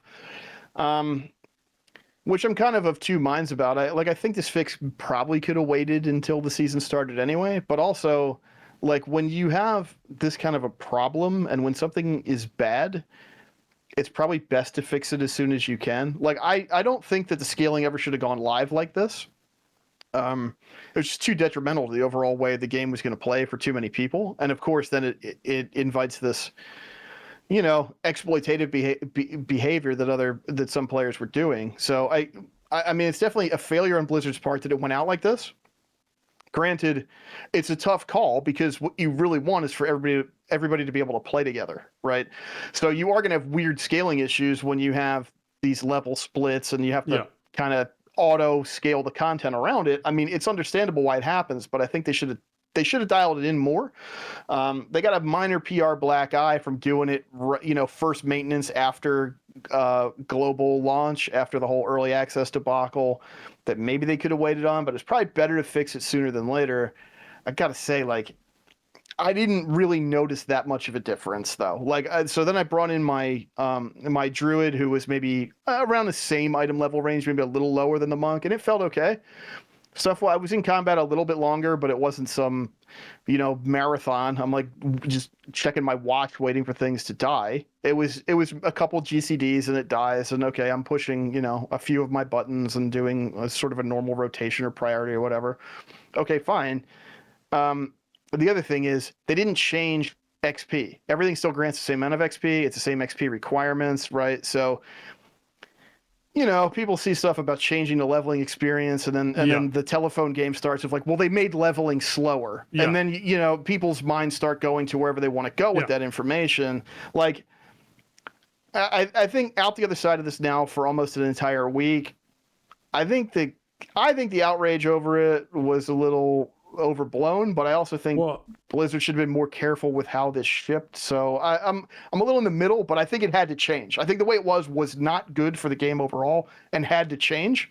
And then, you can get in the minutia of when and how they should have changed it, but I do think a change was indicated. Well, what bothers me about the broken telephone that happened with they made leveling harder, because that's the message that went out to everyone, was yes, the first assumption even I jumped to was, oh, did they nerf like experience gain? Like, so it's harder to level because they slowed down how much experience you earn, so then it takes longer, you have to do more content, because they felt that people were just hitting max level too quickly. Like, what did they actually do there? And they're like, no, they just changed the scaling of mobs. And you're like, oh, so like they just made things live a little bit longer. Well, that's not that bad as far as slowing down leveling goes. Like, does it? Sure. But is it something that's like, to me, I don't think it results in this is a 10% experience gain loss feeling kind of thing. I don't think it does. I think it is a small enough change that as long as you're someone who's participating in the content and able to kill things, you're probably going to be having a good time. And I emphasize the able to kill things because that is what it comes down to is, hey, they need to be sure if they're going to make mobs harder to kill based off of what level you are and less about what item level you are, then they need to actually be making sure you get the gear you need to kill the things as you sort of go through the content. So that was the big thing, I noticed about this change was, hey, they made things harder and it's not scaling based off item level, it's scaling based off of character level, which means if you have an under-geared higher level character, content can become so difficult you can't kill things without spending gold on an auction house to buy greens to put on your character, which, by the way, drop a lot less often in this expansion. I am seeing substantially fewer greens in this expansion than I have in any of the other ones that are out there, particularly out of dungeons. I think it had to have been 30 or 35 heroics and got like 8 greens out of all of those. And I was shocked. They're not really, dungeons don't seem like a reliable source of greens dropping right now. Yeah. Which is bizarre. But yeah, so as long as they tune that in properly, I'm happy with it. I would be cautious of being like, hey, stuff should be tuned to like, I think you should be able to level up from 70 to 80 as you slowly, gradually progress from like item level maybe 380 to item level 450 or 460, and then or somewhere around there is when you're able to start, you really do need to start gearing up stuff at level 80 to be able to do some of the end game stuff that exists there. I don't think it should be a situation where hey, if you don't have, 470 or 480 item level, you just get stonewalled at level 75. And it's like, oh, okay, that's unfortunate unless there's ways in the game for you to gain that gear other than spending gold on an auction house, which is going to be greatly inflated because everyone's buying all the greens because there's so few greens because they need them all for enchanting. So it's just one of those things. Like people are not buying greens to wear generally anyway, right? Otherwise, that would drive the price down quite a bit if that's all that they were doing with them. But I think there was just maybe a weird gap and an opportunity here to have some more kind of like low item level gear that players could get moving from Dragonflight to War Within. Like, but if you didn't play if you played the event, then cool, then you're 480 and you're just chunking through this stuff. But if you didn't do that, then like if you left off mid Dragonflight, if you left off Dragonflight season 1, like that gear is horrendous compared to where this expansion kind of kicks in, and that's also impacted by they move stuff up more and faster in seasons 3 and 4 than is traditional. And, then we had that season 4, everything really got super high end item level. So yeah, I mean, you think about it, I can't, her character left off in season 1 around mid 360s. And I'm coming into this, I'm moving out of Dragonflight in the upper 520s or, that's just a huge range for one expansion. Yeah, exactly. And that was the situation. So I want to be sure I highlighted that as well. All right. There were class hotfixes for different abilities and skills, so be sure you're going through those for your class and actually seeing what might have changed or tweaked or gotten fixed throughout the week. As far as delves go, we did see a bunch of fixes come in for delves where like Brand should no longer target and attack crowd controlled enemies. So if you're rooting something or snaring something, he shouldn't be breaking that or breaking your polymorph on a target if you're someone who's doing CC. So keep that in mind. They did a bunch of fixes to different delves where things were struggling. They also made it so that Brand now works on improving his ability of dodging skills. The amount of damage that he takes from enemies has also been reduced. I noticed this dramatically when this hotfix came in, because I was like having to stop and heal Brand regularly, which was very weird to have to, like, as a boomkin, be dealing with Brand, like micromanaging Brand's health a lot more than I thought I would have to as him as a DPS, and he does dramatically less DPS than me, so I don't know why I would be using him as a healer inside a solo situation. It felt very weird to have to be doing that. He also does not consistently put down the campfire to eat and get a food buff at, was something else that I noticed, and so that would have been really nice if he was doing that more frequently, because then he's at least healing himself up to a certain degree. So I would appreciate if that got a nerf of some kind, or a buff of some kind where he was doing that more often. They also corrected an issue where companion experience items can persist in inventory instead of being consumed upon loot. So you don't want your inventory filling up with a bunch of things that you then can't really use because they're just supposed to get consumed immediately. I did notice something weird though. I have noticed that if I am looting an item that is the same as another item, sometimes I only get one of them. That is a current loot thing that's happening, and it happened out of my crafting order, where I was doing a crafting order and I was supposed to get 2 of those orbs that grant you profession knowledge, and I only got one of them because I clicked open all on the mailbox and it looted both of them, and then one of them just deleted itself and I didn't get anything. That happened, and I watched it happen. So they're tweaking some things here that I think are having little effects down the line that they need to get fixes going on. So definitely be aware of that. There is also still the bug of when you turn in a quest, you have to walk away from the quest giver and walk back and pick up the next quest. That still exists in the game as well as one of those sorts of bugs. In dungeons, they fixed an issue where a brew drop reaching IPA sometimes shielded the boss for an incorrect value and didn't inflict party damage. I wanted to highlight this one because it would have been really nice if this was the bug that I experienced, as opposed to what I did experience where Ted, aka Sloot, chose to Gorfine's grasp all of the little slimes on top of IPA and wipe our entire group. I'm just putting it out there. That's something that he did. You want a Ring of Peace yes. not Gorfine's grasp, but yeah. Yeah. That happened once, and he and also laughed everybody very else hard. should kill them. Yeah. Yeah, that's good. I don't know I think I probably ran into this the other way. What I've mostly seen is people like ignoring these things, and I'll bet you that like if the boss was getting an incorrect value here, probably means not enough shield, right? Yeah. And so it probably just like not really doing damage, not really shielding the boss, and so it didn't matter that people were ignoring it. But yeah, the mechanic is supposed to be you are supposed to keep the brew drops off the boss, and you are supposed to kill them before they reach the boss. Otherwise, bad things happen. So that should be happening now. Yeah. The events, they fixed some issues with the theater troupe that were taking place. I think a lot of these fixes went in place because I did theater troupe on Wednesday and then I did on Thursday. And I think I felt a lot of these fixes after this stuff sort of kicked in. So I was glad to see that happen. Just making it essentially run smoother, fewer things getting stuck or broken or that kind of thing throughout the event. So it's been improved greatly, which is good to see.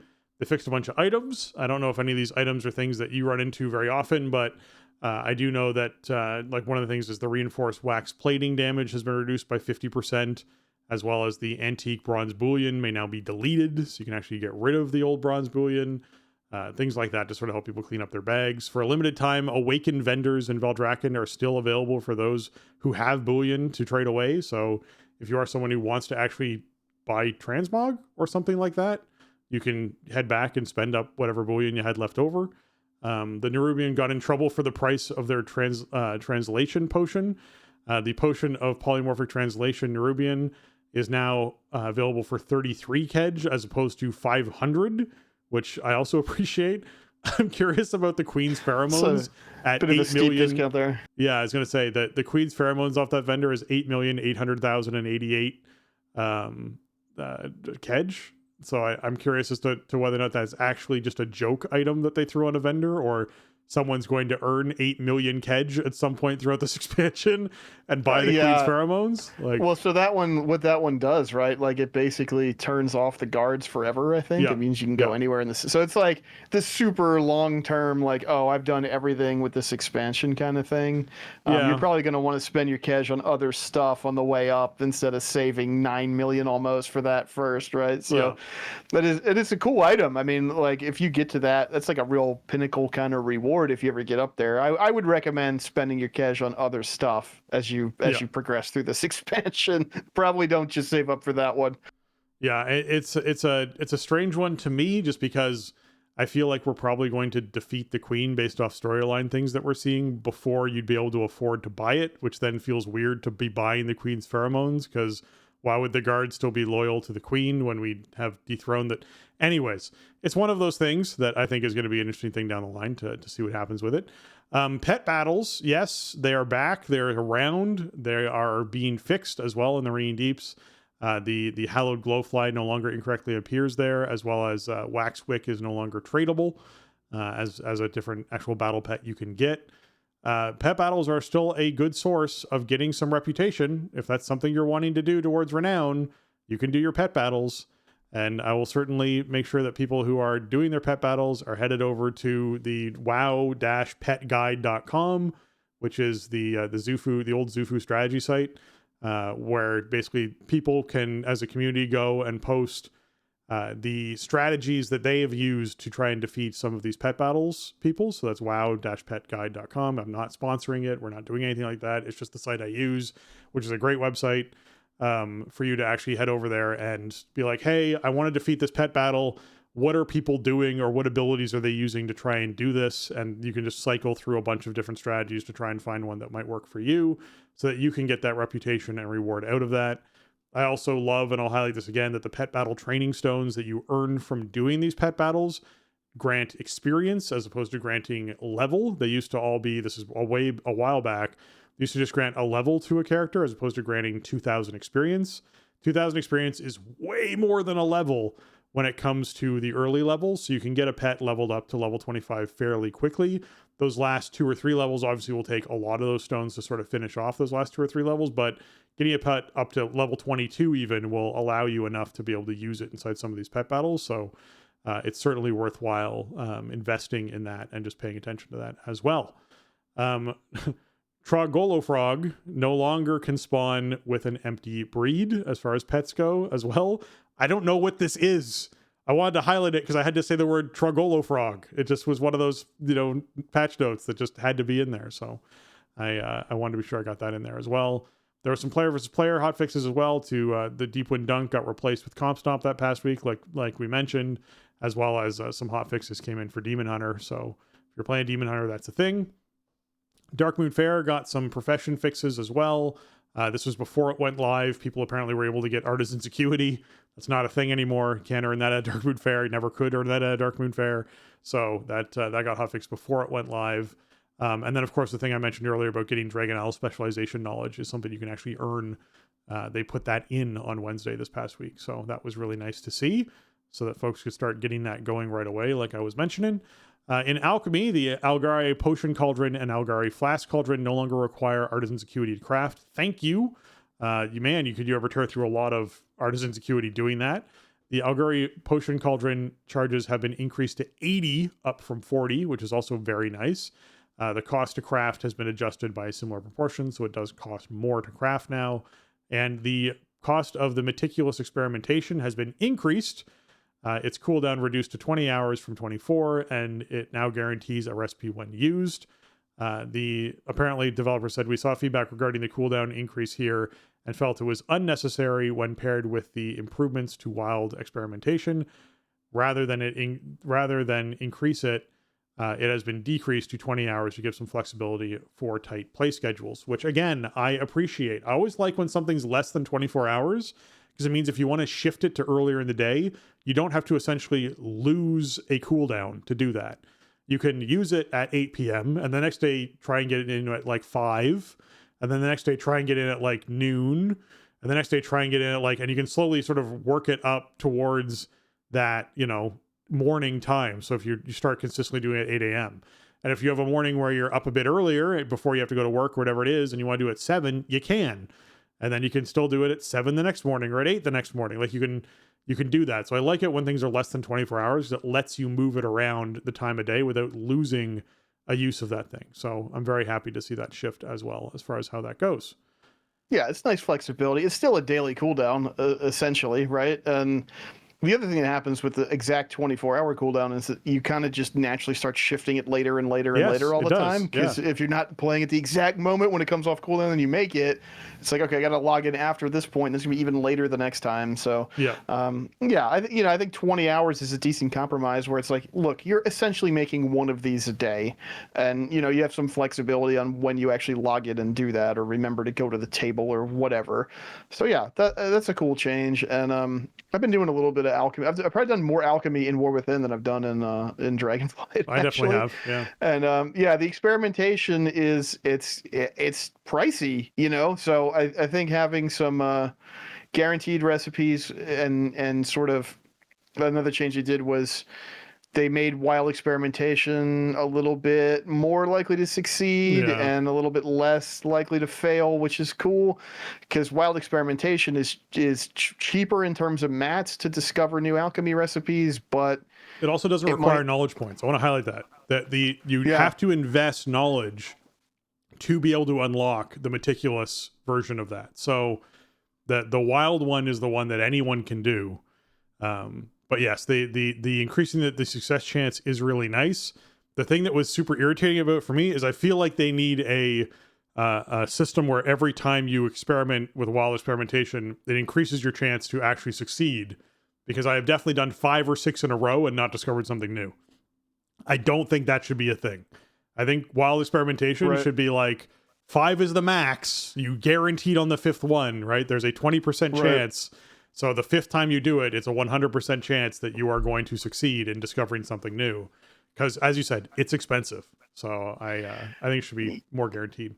Well, I think the thing is with the experimentation, I could be wrong, but I think you have a better chance to discover a thing if you're using the herb that's in the recipe. True.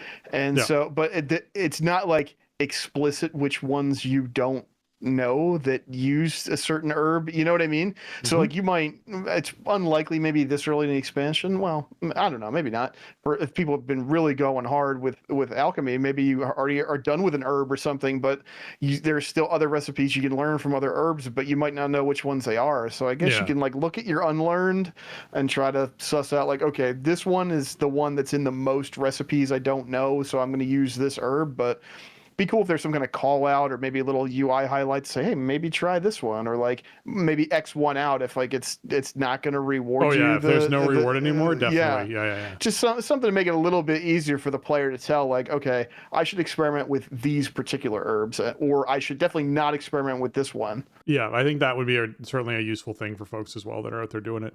The last little alchemy thing I'll throw in there that I wanted to highlight was that the formulated courage is actually substantially better as far as the system goes than it was during Dragonflight.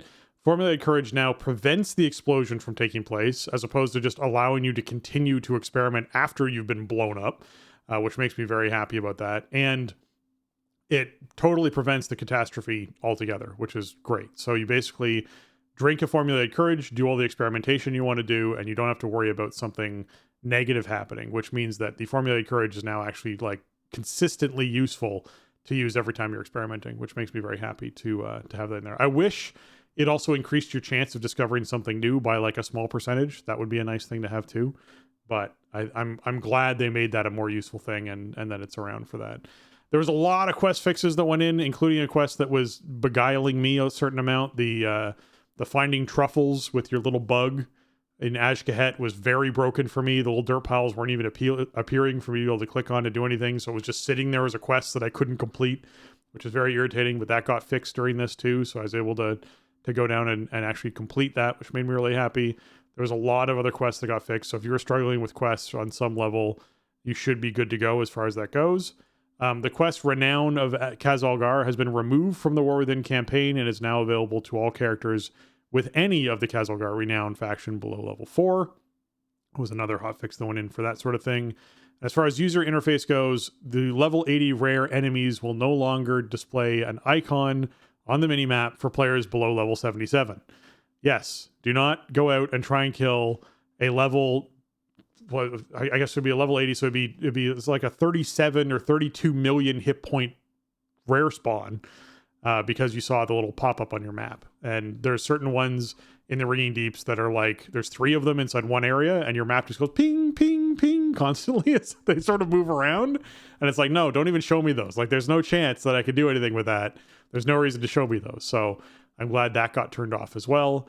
I have definitely dope on these while leveling up one of my tanks. It's okay though, because the tanks can survive, and like probably somebody will come along and help you kill it eventually. But it's not a good idea, so I'd rather just not see them. But yeah, I've definitely fought like the level 80 elite rares below level 80, and not realized my mistake until I'm like, what's going on here? I'm really getting hurt. This thing's health isn't moving very much, and I actually look at the frame, and they got like a red 80 on the left side of the frame. Like, oh, it was one of those. I probably shouldn't have done this. Yep. All right. As far as blue posts go, Kyvax got in here talking about auction house performance issues, where I was fortunate enough to play a different game with Zorbix a bit this week. Kyle, who's a great guy, and he was talking about maybe we should reset the auction house to try and fix this problem in this other game, because apparently that is the in-house conversation at the moment. Is we need to fix the auction house. We need to fix the auction house. So. Kyvex says, we believe we resolved the issue previously affecting auction house performance. Basically, the previous post was stating that they're aware that there was a problem and they're diagnosing it. So this on September 1st, as of yesterday, they believe they have fixed the auction house and that it's working properly. I still find it laggy, but that's just me. It's not like nearly as bad as it was. I was having the issues where like I couldn't see auctions that I had posted, so I wasn't sure what auctions I had posted and which ones had sold and which ones hadn't. I was having a lot of little issues like that, so a lot of the stuff being resolved is great. I'm super happy and thrilled that they have, and I feel good for the team because I know it's been a steady conversation and problem that they've been working on, so I'm glad that hopefully that is behind them, and just more little tuning and stuff takes place over time. Yeah, it seems like the big problem got fixed last night, which is great. I mean, and man, you're talking about a Sunday night of a holiday weekend. So I know. Thank you, live ops team. I mean, this has been a big problem, and you know, you have region-wide auction houses. I'm gonna guess you have a lot of traffic right now. The game feels very populated. I feel like the game is very hot at the moment. So you got a lot of polling of the auction house. You got a lot of people hitting that feature, and you got add-ons. And you know, the add-ons I think are one of the things that has really contributed to these issues, because auctionators scanning a lot, TSM is scanning a lot, and also people are using add-ons to like ghost post listings to try to like force this undercutting behavior. So they're like adding lines to the auction house that they're then deleting, but then they're showing up for other players or whatever. All of that. We also got some tweets, which I didn't include in the notes, but Tom Ellis, who's one of the senior game producers, was tweeting this weekend about some of the auction house issues, and he said like, internally, there was a database table that he said would typically hold 20 to 60,000 rows, and it now contains tens of millions of rows.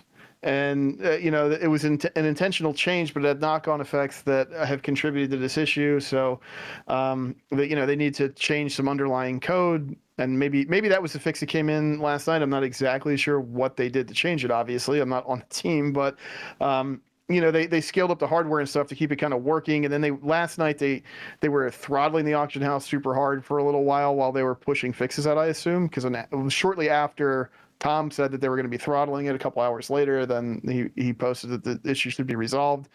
I hadn't been using it much. I didn't even really play much yesterday. I was kind of busy, but I had heard from some other people that it was working better. So good. Man, what a massive undertaking for a holiday weekend for that team. It's timing just stinks, but it's awesome that they, you know, at least got it back up and running in some kind of state. And you know, the auction house, I think, is just a really tricky thing to maintain because of all of the, you know, all of the data moving through there all the time. It's got to be a mess. So, you know, because especially region wide, players all over the place can access it and see what's listed and buy stuff and sell stuff and do whatever. And when you got a lot of traffic, it's got, and then when you have underlying issues where something changes and has knock-on effects that you don't expect or need some other kind of support, that's how you end up with the auction house being in the state it was in, earlier this week. Well, and I'll mention again something that you mentioned earlier of just be careful when you're posting things about bad behavior.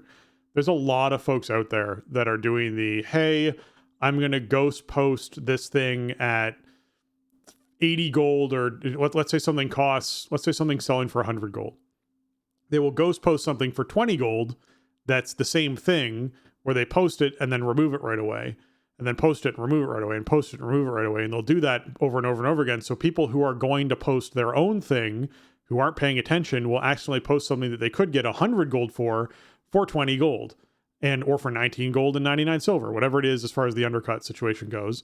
And then they'll buy that one thing immediately, and they'll continue their ghost posting, and they'll keep doing this over and over and over again, doing that to try and snake a bunch of stuff at a very low cost, and then try and repost it and resell it at a much higher cost. This also happens with people who are buying batches of things. If you're trying to buy like 400 of something, and you're like, okay, when you go to buy 400 of something, and there's like 12 rows of 10 of these, 15 of those, 20 of these, et cetera, and then you buy a chunk of that, your cost is going to vary. And if people are doing a lot of this bouncing in and out, you can end up spending more gold than you're expecting as far as that goes. So there's a lot of bad behavior that takes place. So I would just, caution people when using the auction house to be like, all right, I do feel like I question whether or not it's a bannable offense or a punishable offense to be doing ghost posting like that, but I do wish Blizzard would step in and say something about it, because it is not a healthy behavior for players to experience in the game of, hey, I want to post up the ore that I gathered today. I'm tired. It's been a long day. I'm just going to post this. And they go in and they accidentally post all their ore for a silver a piece as opposed to 40 gold a piece, because someone is doing this ghost posting thing and snaked them when they weren't paying attention when they were posting something. And I feel like if someone's doing that kind of behavior, that to me is it's offensive enough that there should be some sort of repercussions taking place, because that's not how you want people making gold in the game. It definitely could be. I feel like maybe you could do something like just add some kind of heavier penalty for canceling an auction or something.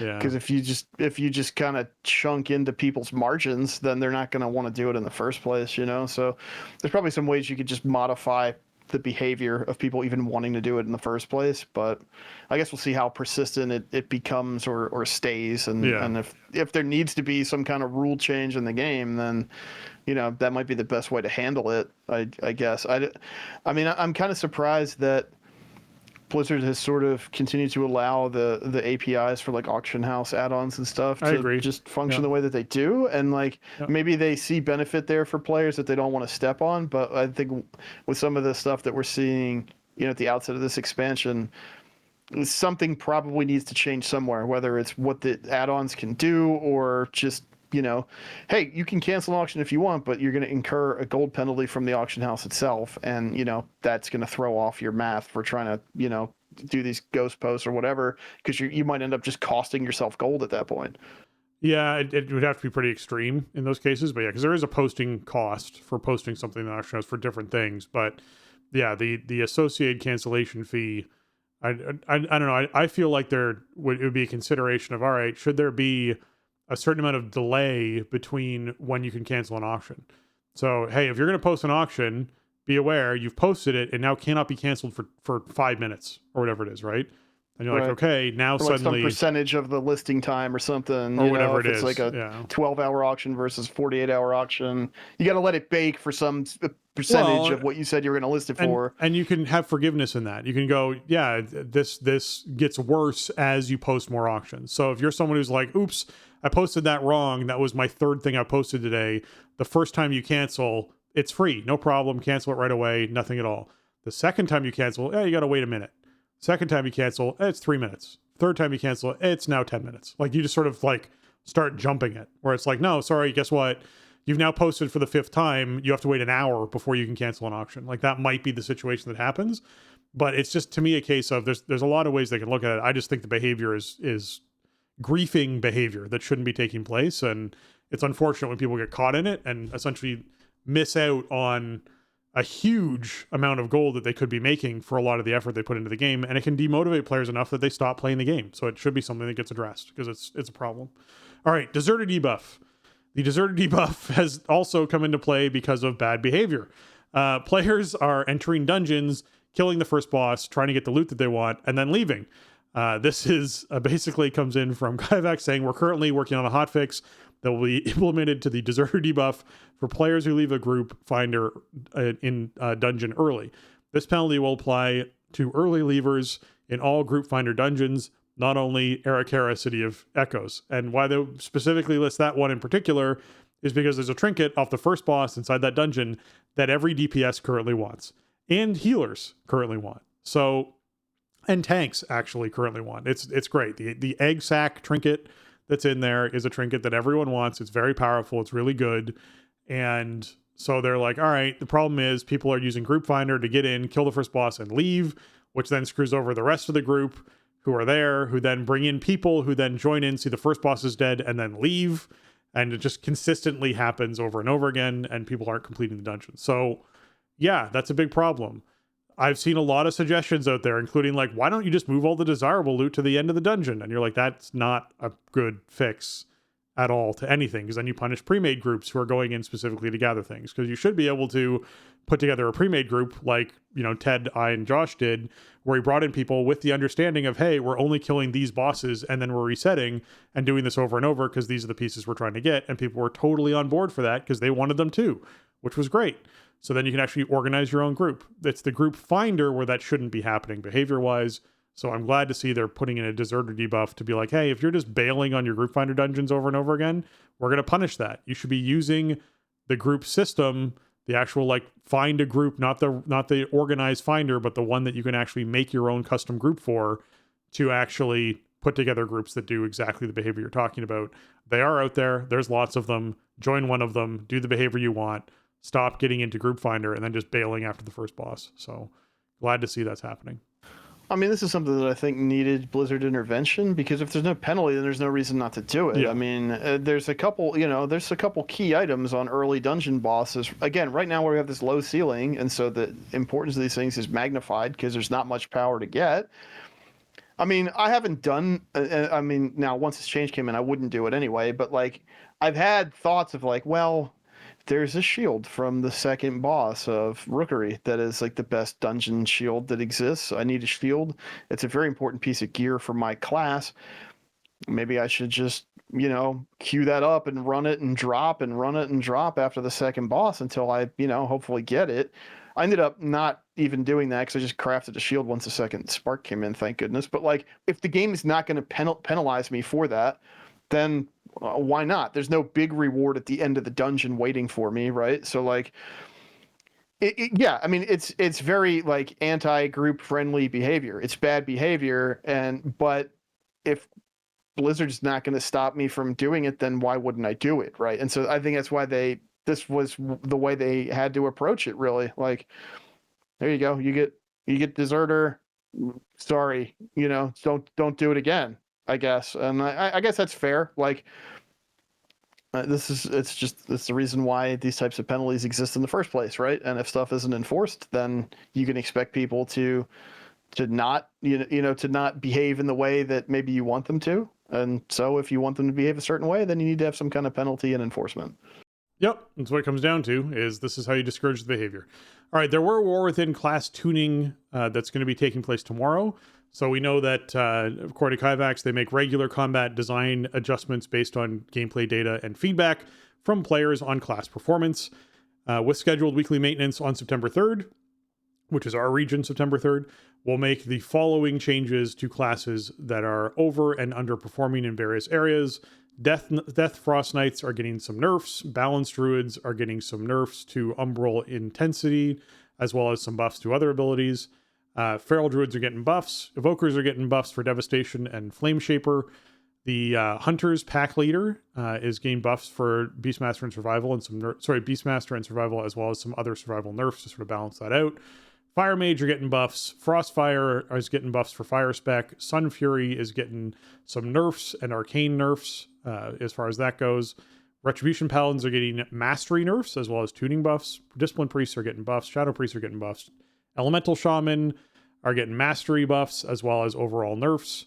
The Stormbringer is getting some buffs and some changes to the target caps, as well as Enhancement is getting nerfs. Elemental Blast is getting a buff.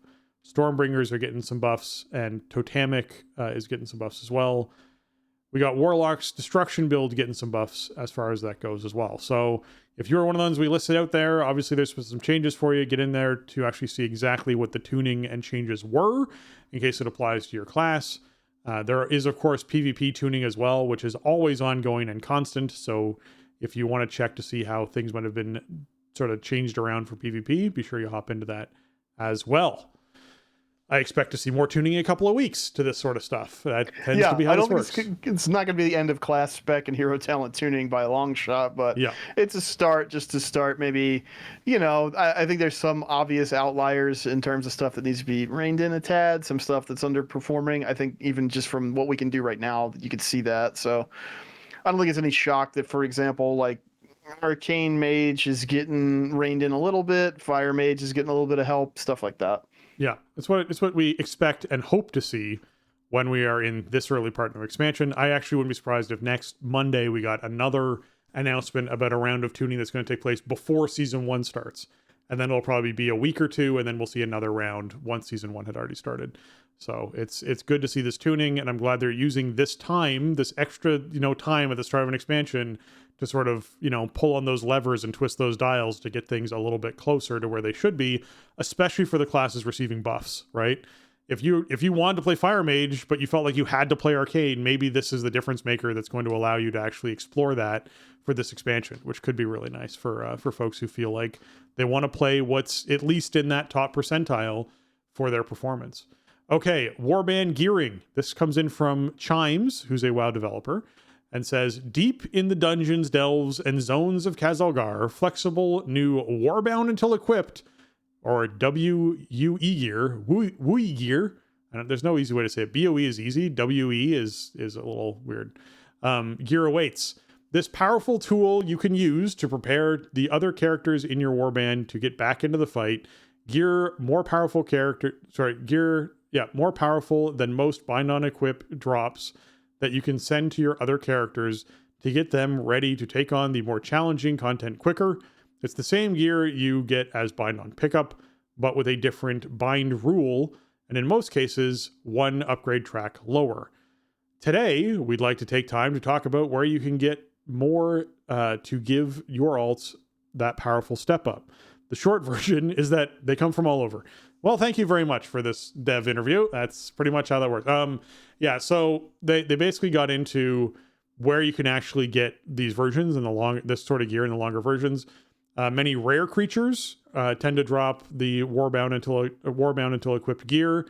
The first Lamplighter supply satchel every week gets you one piece of Adventurer track Warbound until equipped gear, and the most important source tends to be dungeons, raids, and delves, where you can regularly roll on gear and get some Warbound until equipped gear. If you get Warbound until equipped gear from a raid boss, it will always be gear from that boss's loot table. In Raid Finder, the Warbound until equipped gear will drop as Veteran 1 in normal. It will drop on the Veteran track with the same starting value as the bind on pickup. Champion pieces. The champion track stuff is coming from Heroic. And then, of course, the Warbound until equipped piece of gear from the final boss of a dungeon, it will be a gear from any boss in that dungeon. So if you actually get a piece of loot from the final boss, it'll be a piece from any of those bosses. So if you didn't get the piece you wanted from the first boss when the boss died, stick around, and you could get the Warbound until equipped version from the end boss, which is pretty exciting for folks, as well as far as how this works. If you get the Warbound until equipped piece of gear from a heavy trunk in a delve, it will be any gear you could have gotten from that delve. Well, thank you very much, Chimes, for going in and putting in this post. I think it really does help folks figure out a little bit better about where they're going to get this gear from, for those who are curious about it. And in general, I like knowing how it's going to work as far as raid loot and dungeon loot and delve loot gear goes, because that's where I'm going to find the majority of my sources of it.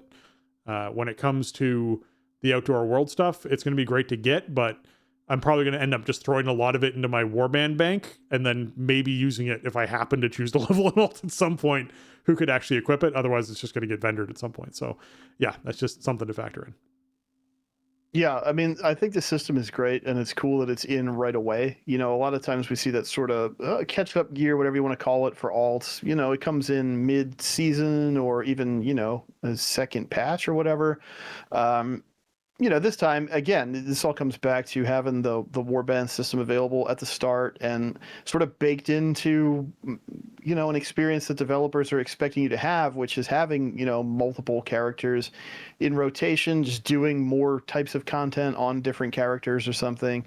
I mean, I think I'm glad that in this post, the Chimes points out, like, getting the Warbound gear isn't instead of anything, it's a bonus. Like, you get whatever gear you're going to get, and then if your bonus roll happens and you get the Warbound gear, that's on top of whatever else you were already looting or not looting.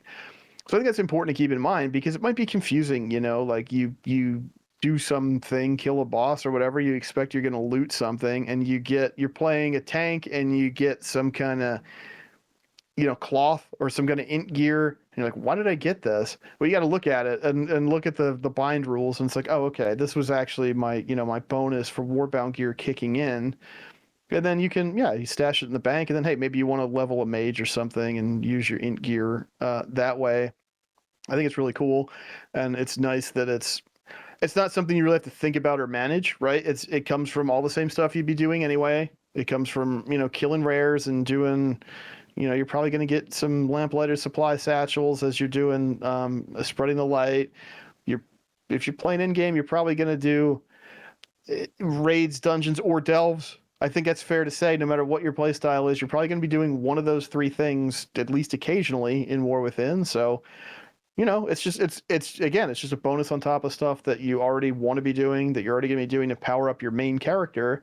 And then it's not taking the place of some other award that you would be expecting from it. So it's kind of a slick system, and it's also not like, again, there is sort of that, what would you call it, like a tax? Like, it's not going to be the exact same, like, rank of like the highest stuff you could get, but it's going to be good enough to get like a lower gear character rolling. So it doesn't create some weird situation where the idea is to just sort of max out your bonus rolls or something and try to just acquire as much of the stuff as you can and funnel it to one character. Like, it doesn't really work that way. So it's cool. I mean, again, like, I leveled my monk pretty early in Dragonflight, like first week or two, I think. I'm pretty sure it's before season 1, but I already have 3 characters maxed out right now, and I'll probably have the Paladin done before the season starts. Like, that's unheard of, you know? And also, for me, like, these characters usually just sort of dead end once I level them up. I just like leveling, and then they just sit there. But now,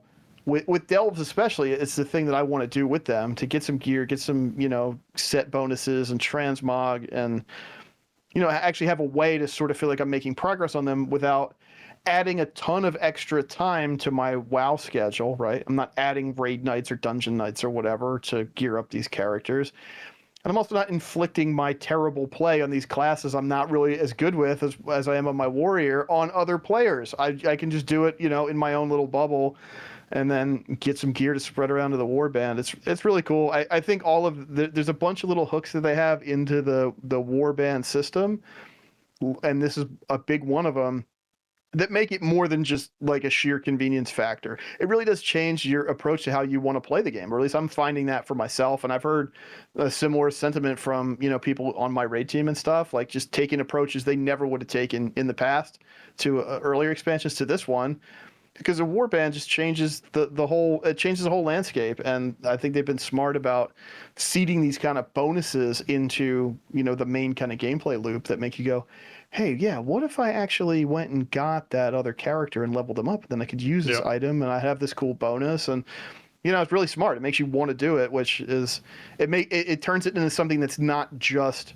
a quality of life upgrade. Yeah, which is why I'm so excited for Earthen to be unlocked, because I do want to level an alt and I do want to use all the stuff on him. So they are really cool. And I think also with the Earthen Allied race, it's like the way they've introduced them is incredible. I think they built that culture up so much. And I was lukewarm on them coming in. You know, I thought the BlizzCon announcement was okay. I'm like, okay, they're cool, whatever. But once you get to really know them and see the stories of these characters, it's like I'm sort of, I wouldn't say desperate to play one, but I'm really looking forward to creating one and like playing through that whole what you know. I really want to see what their heritage experience is like and everything like that. So they built it up so much as like this expansion focus for players of both factions, right? They really invested so much into it. But I think, you know, the story really put it over the top. Yep. And that's a perfect dovetail right into the warband system, because even if you're not somebody who plays a lot of alts, now here's a really appealing new race you can go play as. Why don't you check it out? Exactly. All right, last but not least, we want to talk about the sale into September trading post that's going on right now. There's plunder to be had when you raid in the trading post this month. Basically, they put the Plunderstorm set, but with a different appearance, a yellow version of the Plunderstorm set into it, as well as the actual mount that you can get for completing the actual trading post this month is the red version of the Crocolisk treasure mount that you can ride around in your Plunderstorm Plunder Transmog. And the mount you can buy from the store this month is the yellow version that matches the yellow version of the Plunderstorm set that you can buy this month. So if you're someone who wants that Plunderstorm guard but really disliked Plunderstorm as an event that you can participate in, you can get a yellow version of the outfit, which is a great outfit. I really do love that outfit overall. And you can get a mount to match it if that's what you want to do, with Keg Legs Radiant Crocolisk as the mount you can buy from it. There's also Claudius, which is the gem bejeweled crowned crab that you can get as a pet that's going to walk around with you. And the frenzied hat of the murky waters is here. This is the yellow version of that shark hat that we'd seen previously. One of my favorite pieces of transmog that came in is the Swabby's cap, which is actually a toque. And I'm always love having toques on my characters because it's so Canadian of me. So I just love buying toques when I can buy toques in the game. They did put out actually a weapon set that matches the Plunder Lord's area, the Plunder Lord's Radiant Sigil, which is a staff that you can get, as well as there's a sword that you can get too, a saber of sorts that you can actually have and wield and toss around. So that's another one of the options in here for you to get if you're looking for more stuff for Plunderstorm. There was a Brewfest Bulwark that you could get previously. That is now in the old loot area of the trading post for this month. That is the green Bulwark is the new one that is now in that you can actually get, which is way more sort of vibrant in my opinion as far as colors go. It's a really wicked shield. It has a mug on it. The mug has bubbles that are animated that come out of it and drift up your back as you're sort of sitting there. It's a very cool shield to get. So if that's something you're interested in getting, if you celebrate the brew, it's certainly a good one for you this month to try and pick up. Outside of that, there were some weapons. That's right. The weapons last month, if you didn't get them, unfortunately they are now out of that rotation. Hopefully they pop up in the sale department later for some of the transmog that was built with War Within. But I didn't see anything that really grabbed me. The Trader's Camo Sarong to me was a really weird color. It's just very unattractive. I was very displeased with that choice of color that they went with, whoever chose to color code that one. There was a lot of emerald things, and emerald drape and emerald scale treads. There was an emerald green theme going on with a lot of this stuff for different folks. But yeah, I overall, it was definitely one where I was like, I'm going to take the actual attire, the Plunder Lord's Radiant Finery. I'm going to throw that into my freeze for the month. I'm going to buy the Keg Legs Radiant Crocolisk this month. I'll get Claudius. I'll get a bunch of these things to make sure that I sort of had them tucked away, and then I had one thing frozen that was expensive for next month. So yeah, it's certainly a good month for getting in there and getting your trading post. It's very easy to complete your trading post this month because there's so many things to do. That was right, the other Plunder Lord stuff. It was the Radiant Cutlass, the Radiant Hand Cannon, which if you haven't seen is wicked looking. It is a literal hand cannon with a fuse that's lit on it for folks who want a transmog of their gun. The Neck Severer, which is an axe, which is okay. It's not great looking. The Radiant Rapier, which is bizarrely huge. It is taller than my Night Elf as a rapier, which is very strange to see.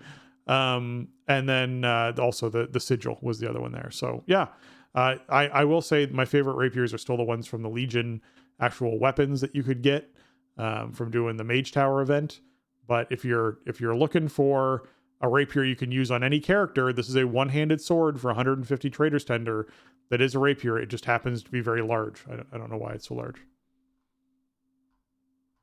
Well, because you gotta, I don't know, do big pirate things with it, I guess. It's flashy. Yeah, I mean, so I think there's a fair criticism of this month's trading post, which is that in April we got a very piratey trading post, right?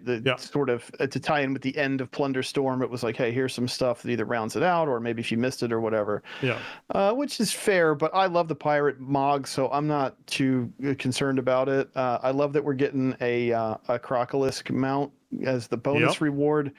I'm a big fan of crocodilia, any type of crocodile or alligator or caiman type animal I appreciate. So that's cool. And if you don't want to wait, or you don't like the color of it, the Keg Legs Radiant Crocolisk is like a palette swap, and you can just buy it with tender.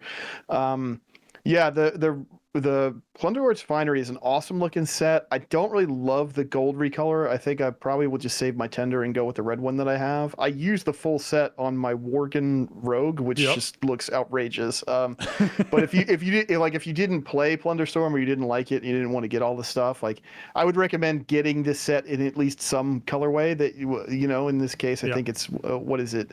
750 tender for the whole thing. Like, it's an incredible looking set. So if you don't have the one from there, then you should grab it if you have any affinity for any of this piratey kind of stuff. I'm a little surprised that maybe there wasn't more Brewfest kind of stuff for this month. Just because it is. I mean, Brewfest is going to be kicking off, in a couple weeks here. So you'd think maybe there'd be a little bit more, but I guess that does sort of. Then you start to step on weird toes with the holiday itself, and also it's like, how much do we really want to sort of put alcohol consumption in the trading post there? Like, I think that could be a concern. So this isn't. I mean, like last month with all the Storm Riders hammers and all that, it was just like, okay, I got to buy all this stuff for sure. And I'm glad I did, because man, like that was the first thing I did with my Paladin. My Paladin's a dwarf, and I went in and put him in the Storm Rider set with like the crackling blue lightning, and gave him the blue crackling lightning hammer, and he rides the Storm Drake or Storm whatever it is. I got the Storm Rook that blue color, and there's a shield that you get from like a world drop that really matches the stuff that I don't have yet, but I got like the old Titan face shield from Wrath, which looks okay with it. But I mean, I'm way off on a tangent here, but I mean, what I'm saying is, like, last month it was like, I need this, that, and the other. I need all this stuff. This month, like, I don't know. I mean, I like all this stuff, but I don't think I'm going to really buy any of it, because I bought a bunch of the pirate stuff in the color scheme I liked a little bit better a couple months ago. So I don't know. I'll have to go through it with a fine-tooth comb. I'm very picky about my trading post stuff, but if there's some good bargains, I might grab some stuff to round out sets. But like, trading posts are like feast or famine for me, and it's either I love this theming and I'm buying everything, or like I just don't need any of this, and I like this theming, but I feel like I have a lot of my bases covered from having done Plunderstorm. Yeah, I do think it's an interesting thing to offer the Crocolisk mount in a recolor to purchase for tender as a first time the same month as it's the reward for earning all of the tender for the month. So you get two of the same mount, just a different color in the same post. That seemed a bit strange to me, but I will say overall I'm pretty happy with this trading post. I'm glad they did it. I do agree that I think Brewfest could have been represented a little bit better, but I'm also just aware of like, hey, I want to spend a whole bunch this month, but I also have to consider next month is Hallows Eve, and I need to really be sure I have something good for that, because I love Hallows Eve things. So let's see what they choose to come out with for October. All right. With that, we want to take a moment to thank our patrons. They contribute a ton to our show and help us to improve on the content we create. Today, I'm giving a shout out to Alianas, Arajian, James, Kapawi, Max, Saucemaster 6000, Shorel, and Rager. Saucemaster, sorry I didn't get you in there sooner. I appreciate you, and I appreciate everyone else who has been donating and supporting our show through Patreon. Big shout out to our newest patrons, Alexis and Mason. Thank you so much for supporting us. If you are looking to support the show as well, you can hop in and support us at patreon.com/the starting zone. And that'll help keep, the archives online and the episodes posted regularly, and, the technology functioning and all that sort of stuff. It pays for all the licensing and things like that. So we appreciate all of you, past and present. Thank you for supporting us, and looking forward to lots more shows coming up in the future. Absolutely. Thank you all so much for your support, and welcome aboard, Alexis and Mason. Glad to have you. Thank you for reaching out and for supporting the show. Yeah, we couldn't do it without you. It's because of patrons that the show stays on schedule and that the archives stay online. And just I guess this is our weekly reminder at this point. Like, if you're interested in supporting the show via Patreon, please use a web browser and go to patreon.com and do it. Don't go to an app store app, because the app store is going to skim off the top of that. And that's just unnecessary. We don't go through them to deliver the show to you. You don't need to go to them to get our show. So if you want to support, us via Patreon, just go straight to Patreon's website. Patreon takes their cut, we get our cut, and that is a fair deal. That's my advice. I mean, I have a couple Patreons that I only do the browser anyway, so I don't have to go back and check, but this isn't just our show. This is just the way that it's working now. So if any Patreon campaigns you do support, you might want to go back through and check where your sub is through. And if you haven't done it just directly through Patreon's website, you should probably do that. That's what I do. Yeah, and it's not just Patreon, to be clear. It's also Twitch.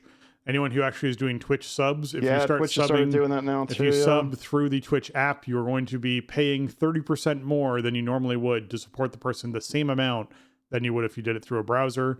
That's the problem with it, is you all are paying more money to support us the same if you choose to do it through an app as opposed to doing it through a browser. So if you're signing up for Patreon, sign up through the app. Sorry, no, don't sign up through the app. Sign up through the website. Do not sign up through the app. I think all this kicks off in September, late September is when we're actually seeing this actually happen as a change. So if you did this recently, I wouldn't be too stressed over it, but I think we're a couple weeks away from this going live, where everyone's going to get charged substantially more. So just keep that in mind. It's 30% markup for everyone who wants to participate in stuff. All right. If you folks have enjoyed this episode, another great way to support us is going over to your iTunes, your Apple Podcasts, and leaving us that 5-star review. They really help out our show, and we love reading reviews from our listeners. This one comes in from the one and only Saucemaster 6000 out of Denmark, entitled "The Best Podcast for Everything Ever." Jason and Spencer host the best podcast ever. All aspects of WoW are covered, from mythic to casual MOG content, and it's my primary way of keeping up to date on what's going on in the world. I'm a casual myself, mostly due to time constraints, but I love feeling plugged into the world we all love by listening in every week. Thanks, guys. All the best. Well, thank you, Saucemaster 6000, not only for your Patreon support, but also for leaving us that review. You're just boosting us up those charts. We were number 8 in the US again for video game podcast this past week. So all thanks to you all leaving us reviews and listening to the show and enjoying the show and sharing your feedback and pointing more people our direction.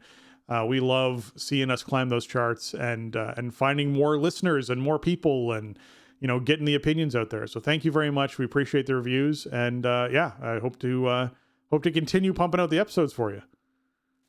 Yeah, Saucemaster, thanks a lot for writing in. Thanks for the review. Glad we can help you out. The review is literally too kind. I don't know if we're the best podcast for everything ever, but I do think we do a pretty nice little WoW show around here. So I'm glad that it's working out for you. It means a lot to hear this stuff from listeners. So thank you for taking the time to write in and let us know. And yeah, thank you everybody for, the support of the show lately in terms of downloads and reach has just been incredible. I mean, it's fun when the game is hot, and the game is hot right now. I think our show is, in some ways, it's like a thermometer for the game's heat level, because it's all we talk about, right? Everything is WoW here. We don't really get into too much of anything else. And if we do, it's WoW adjacent in some way. Yep. And so when the game is hot, then our charting is high and our downloads are high, because people are interested in WoW and they want to know more about it and they're playing it and they want as much supplementary content around it as they can get. Yep. And then when it cools off, it has the same effect on our charting and downloads. And so you can kind of tell, at least I can, by following how that stuff's going with our show, as to what the temperature of the player base is about WoW. And the temperature is way up there right now. Put it that way. So it's cool. It's fun, you know, because we're here week in, week out, covering it through the ups and downs. Yeah. And you know, sometimes I mean, Dragonflight was a lot better for this. And in the downs of Shadowlands era, it was like, oh man, does anybody even still care about this? Are they going to bounce back from this ever? You know, what is going to happen? And I mean, they really have, you know. Dragonflight was much more consistent all the way through in terms of, you know, audience engagement and us feeling like we weren't just yelling into the void about this game, and we're just taking it to a different level here in Early War Within. So it's really cool. So Yeah. thank you, Saucemaster. Thanks everybody for downloading and listening and recommending and leaving reviews and all that stuff. We definitely appreciate it. All right, that's going to wrap up episode 647 of The Starting Zone. If you want to check out show notes for this episode or leave us a comment on the show, you can head on over to thestartingzone.com. That is the official website for the Starting Zone podcast. If you want to contact the show and leave us your feedback or ask a question, you can email us at thestartingzone@gmail.com or reach out to us on Twitter at thestartingzone, or you can join our Discord server by going to thestartingzone.com/Discord and just click on the big button there and you'll hop into our Discord server and participate with the rest of the community over there. If you want to get your hands on some TSD gear, some, you know, shirts or mugs or stickers or phone cases or whatever it is, you can find that over at TeePublic. That's teepublic.com/stores/the starting zone. And you can get all the designs on shirts and mugs and stickers and that kind of stuff. I think you can also just click the link inside of our show notes post over at startingzone.com as well. If that's something you're trying to find. And Jason, where can folks find you on the internet? You can find me over on Twitter as always. It's at Shieldwald over there. You can also find me on Blue Sky. Username is just J Lucas over there. So come say hi. You can also find streaming. I'm streaming while over on twitch.tv/Shieldwald and youtube.com/Shieldwald. Been streaming a bit more than usual, not as much as maybe I would ideally like to, but check out the video channels. We do have promos going on right now. The drops are still live. Support a streamers live, so you can get a horse just from watching 4 hours of WoW streams. You can get an owl pet for 2 gifted subs for WoW streams. So streams have been really fun lately. It's been great seeing people check back in, and been great being back live again after having some really inconsistent kind of streaming schedules. And great to see everybody, and the support for the channel has been awesome. So thank you all for that as well. And yeah, come check them out. I have been pushing streams to YouTube, but I wouldn't recommend watching WoW streams on YouTube right now, because you should probably get your free horse. Yeah, certainly should. If you want to find me, you can find me on Twitter at Spencer_Downey. You can also find me on Twitch at twitch.tv/SpencerHD, as well as on youtube.com/@SpencerHD. You throw some follows or subs over to those channels, it's appreciated, and you'll know when I go live and what's happening with things. I do plan to do more streamy stuff in a couple of weeks. I'll leave it at that, and we'll see what's going on as far as that goes. But with that, for Jason and myself, we want to say thanks for listening, and jobs done.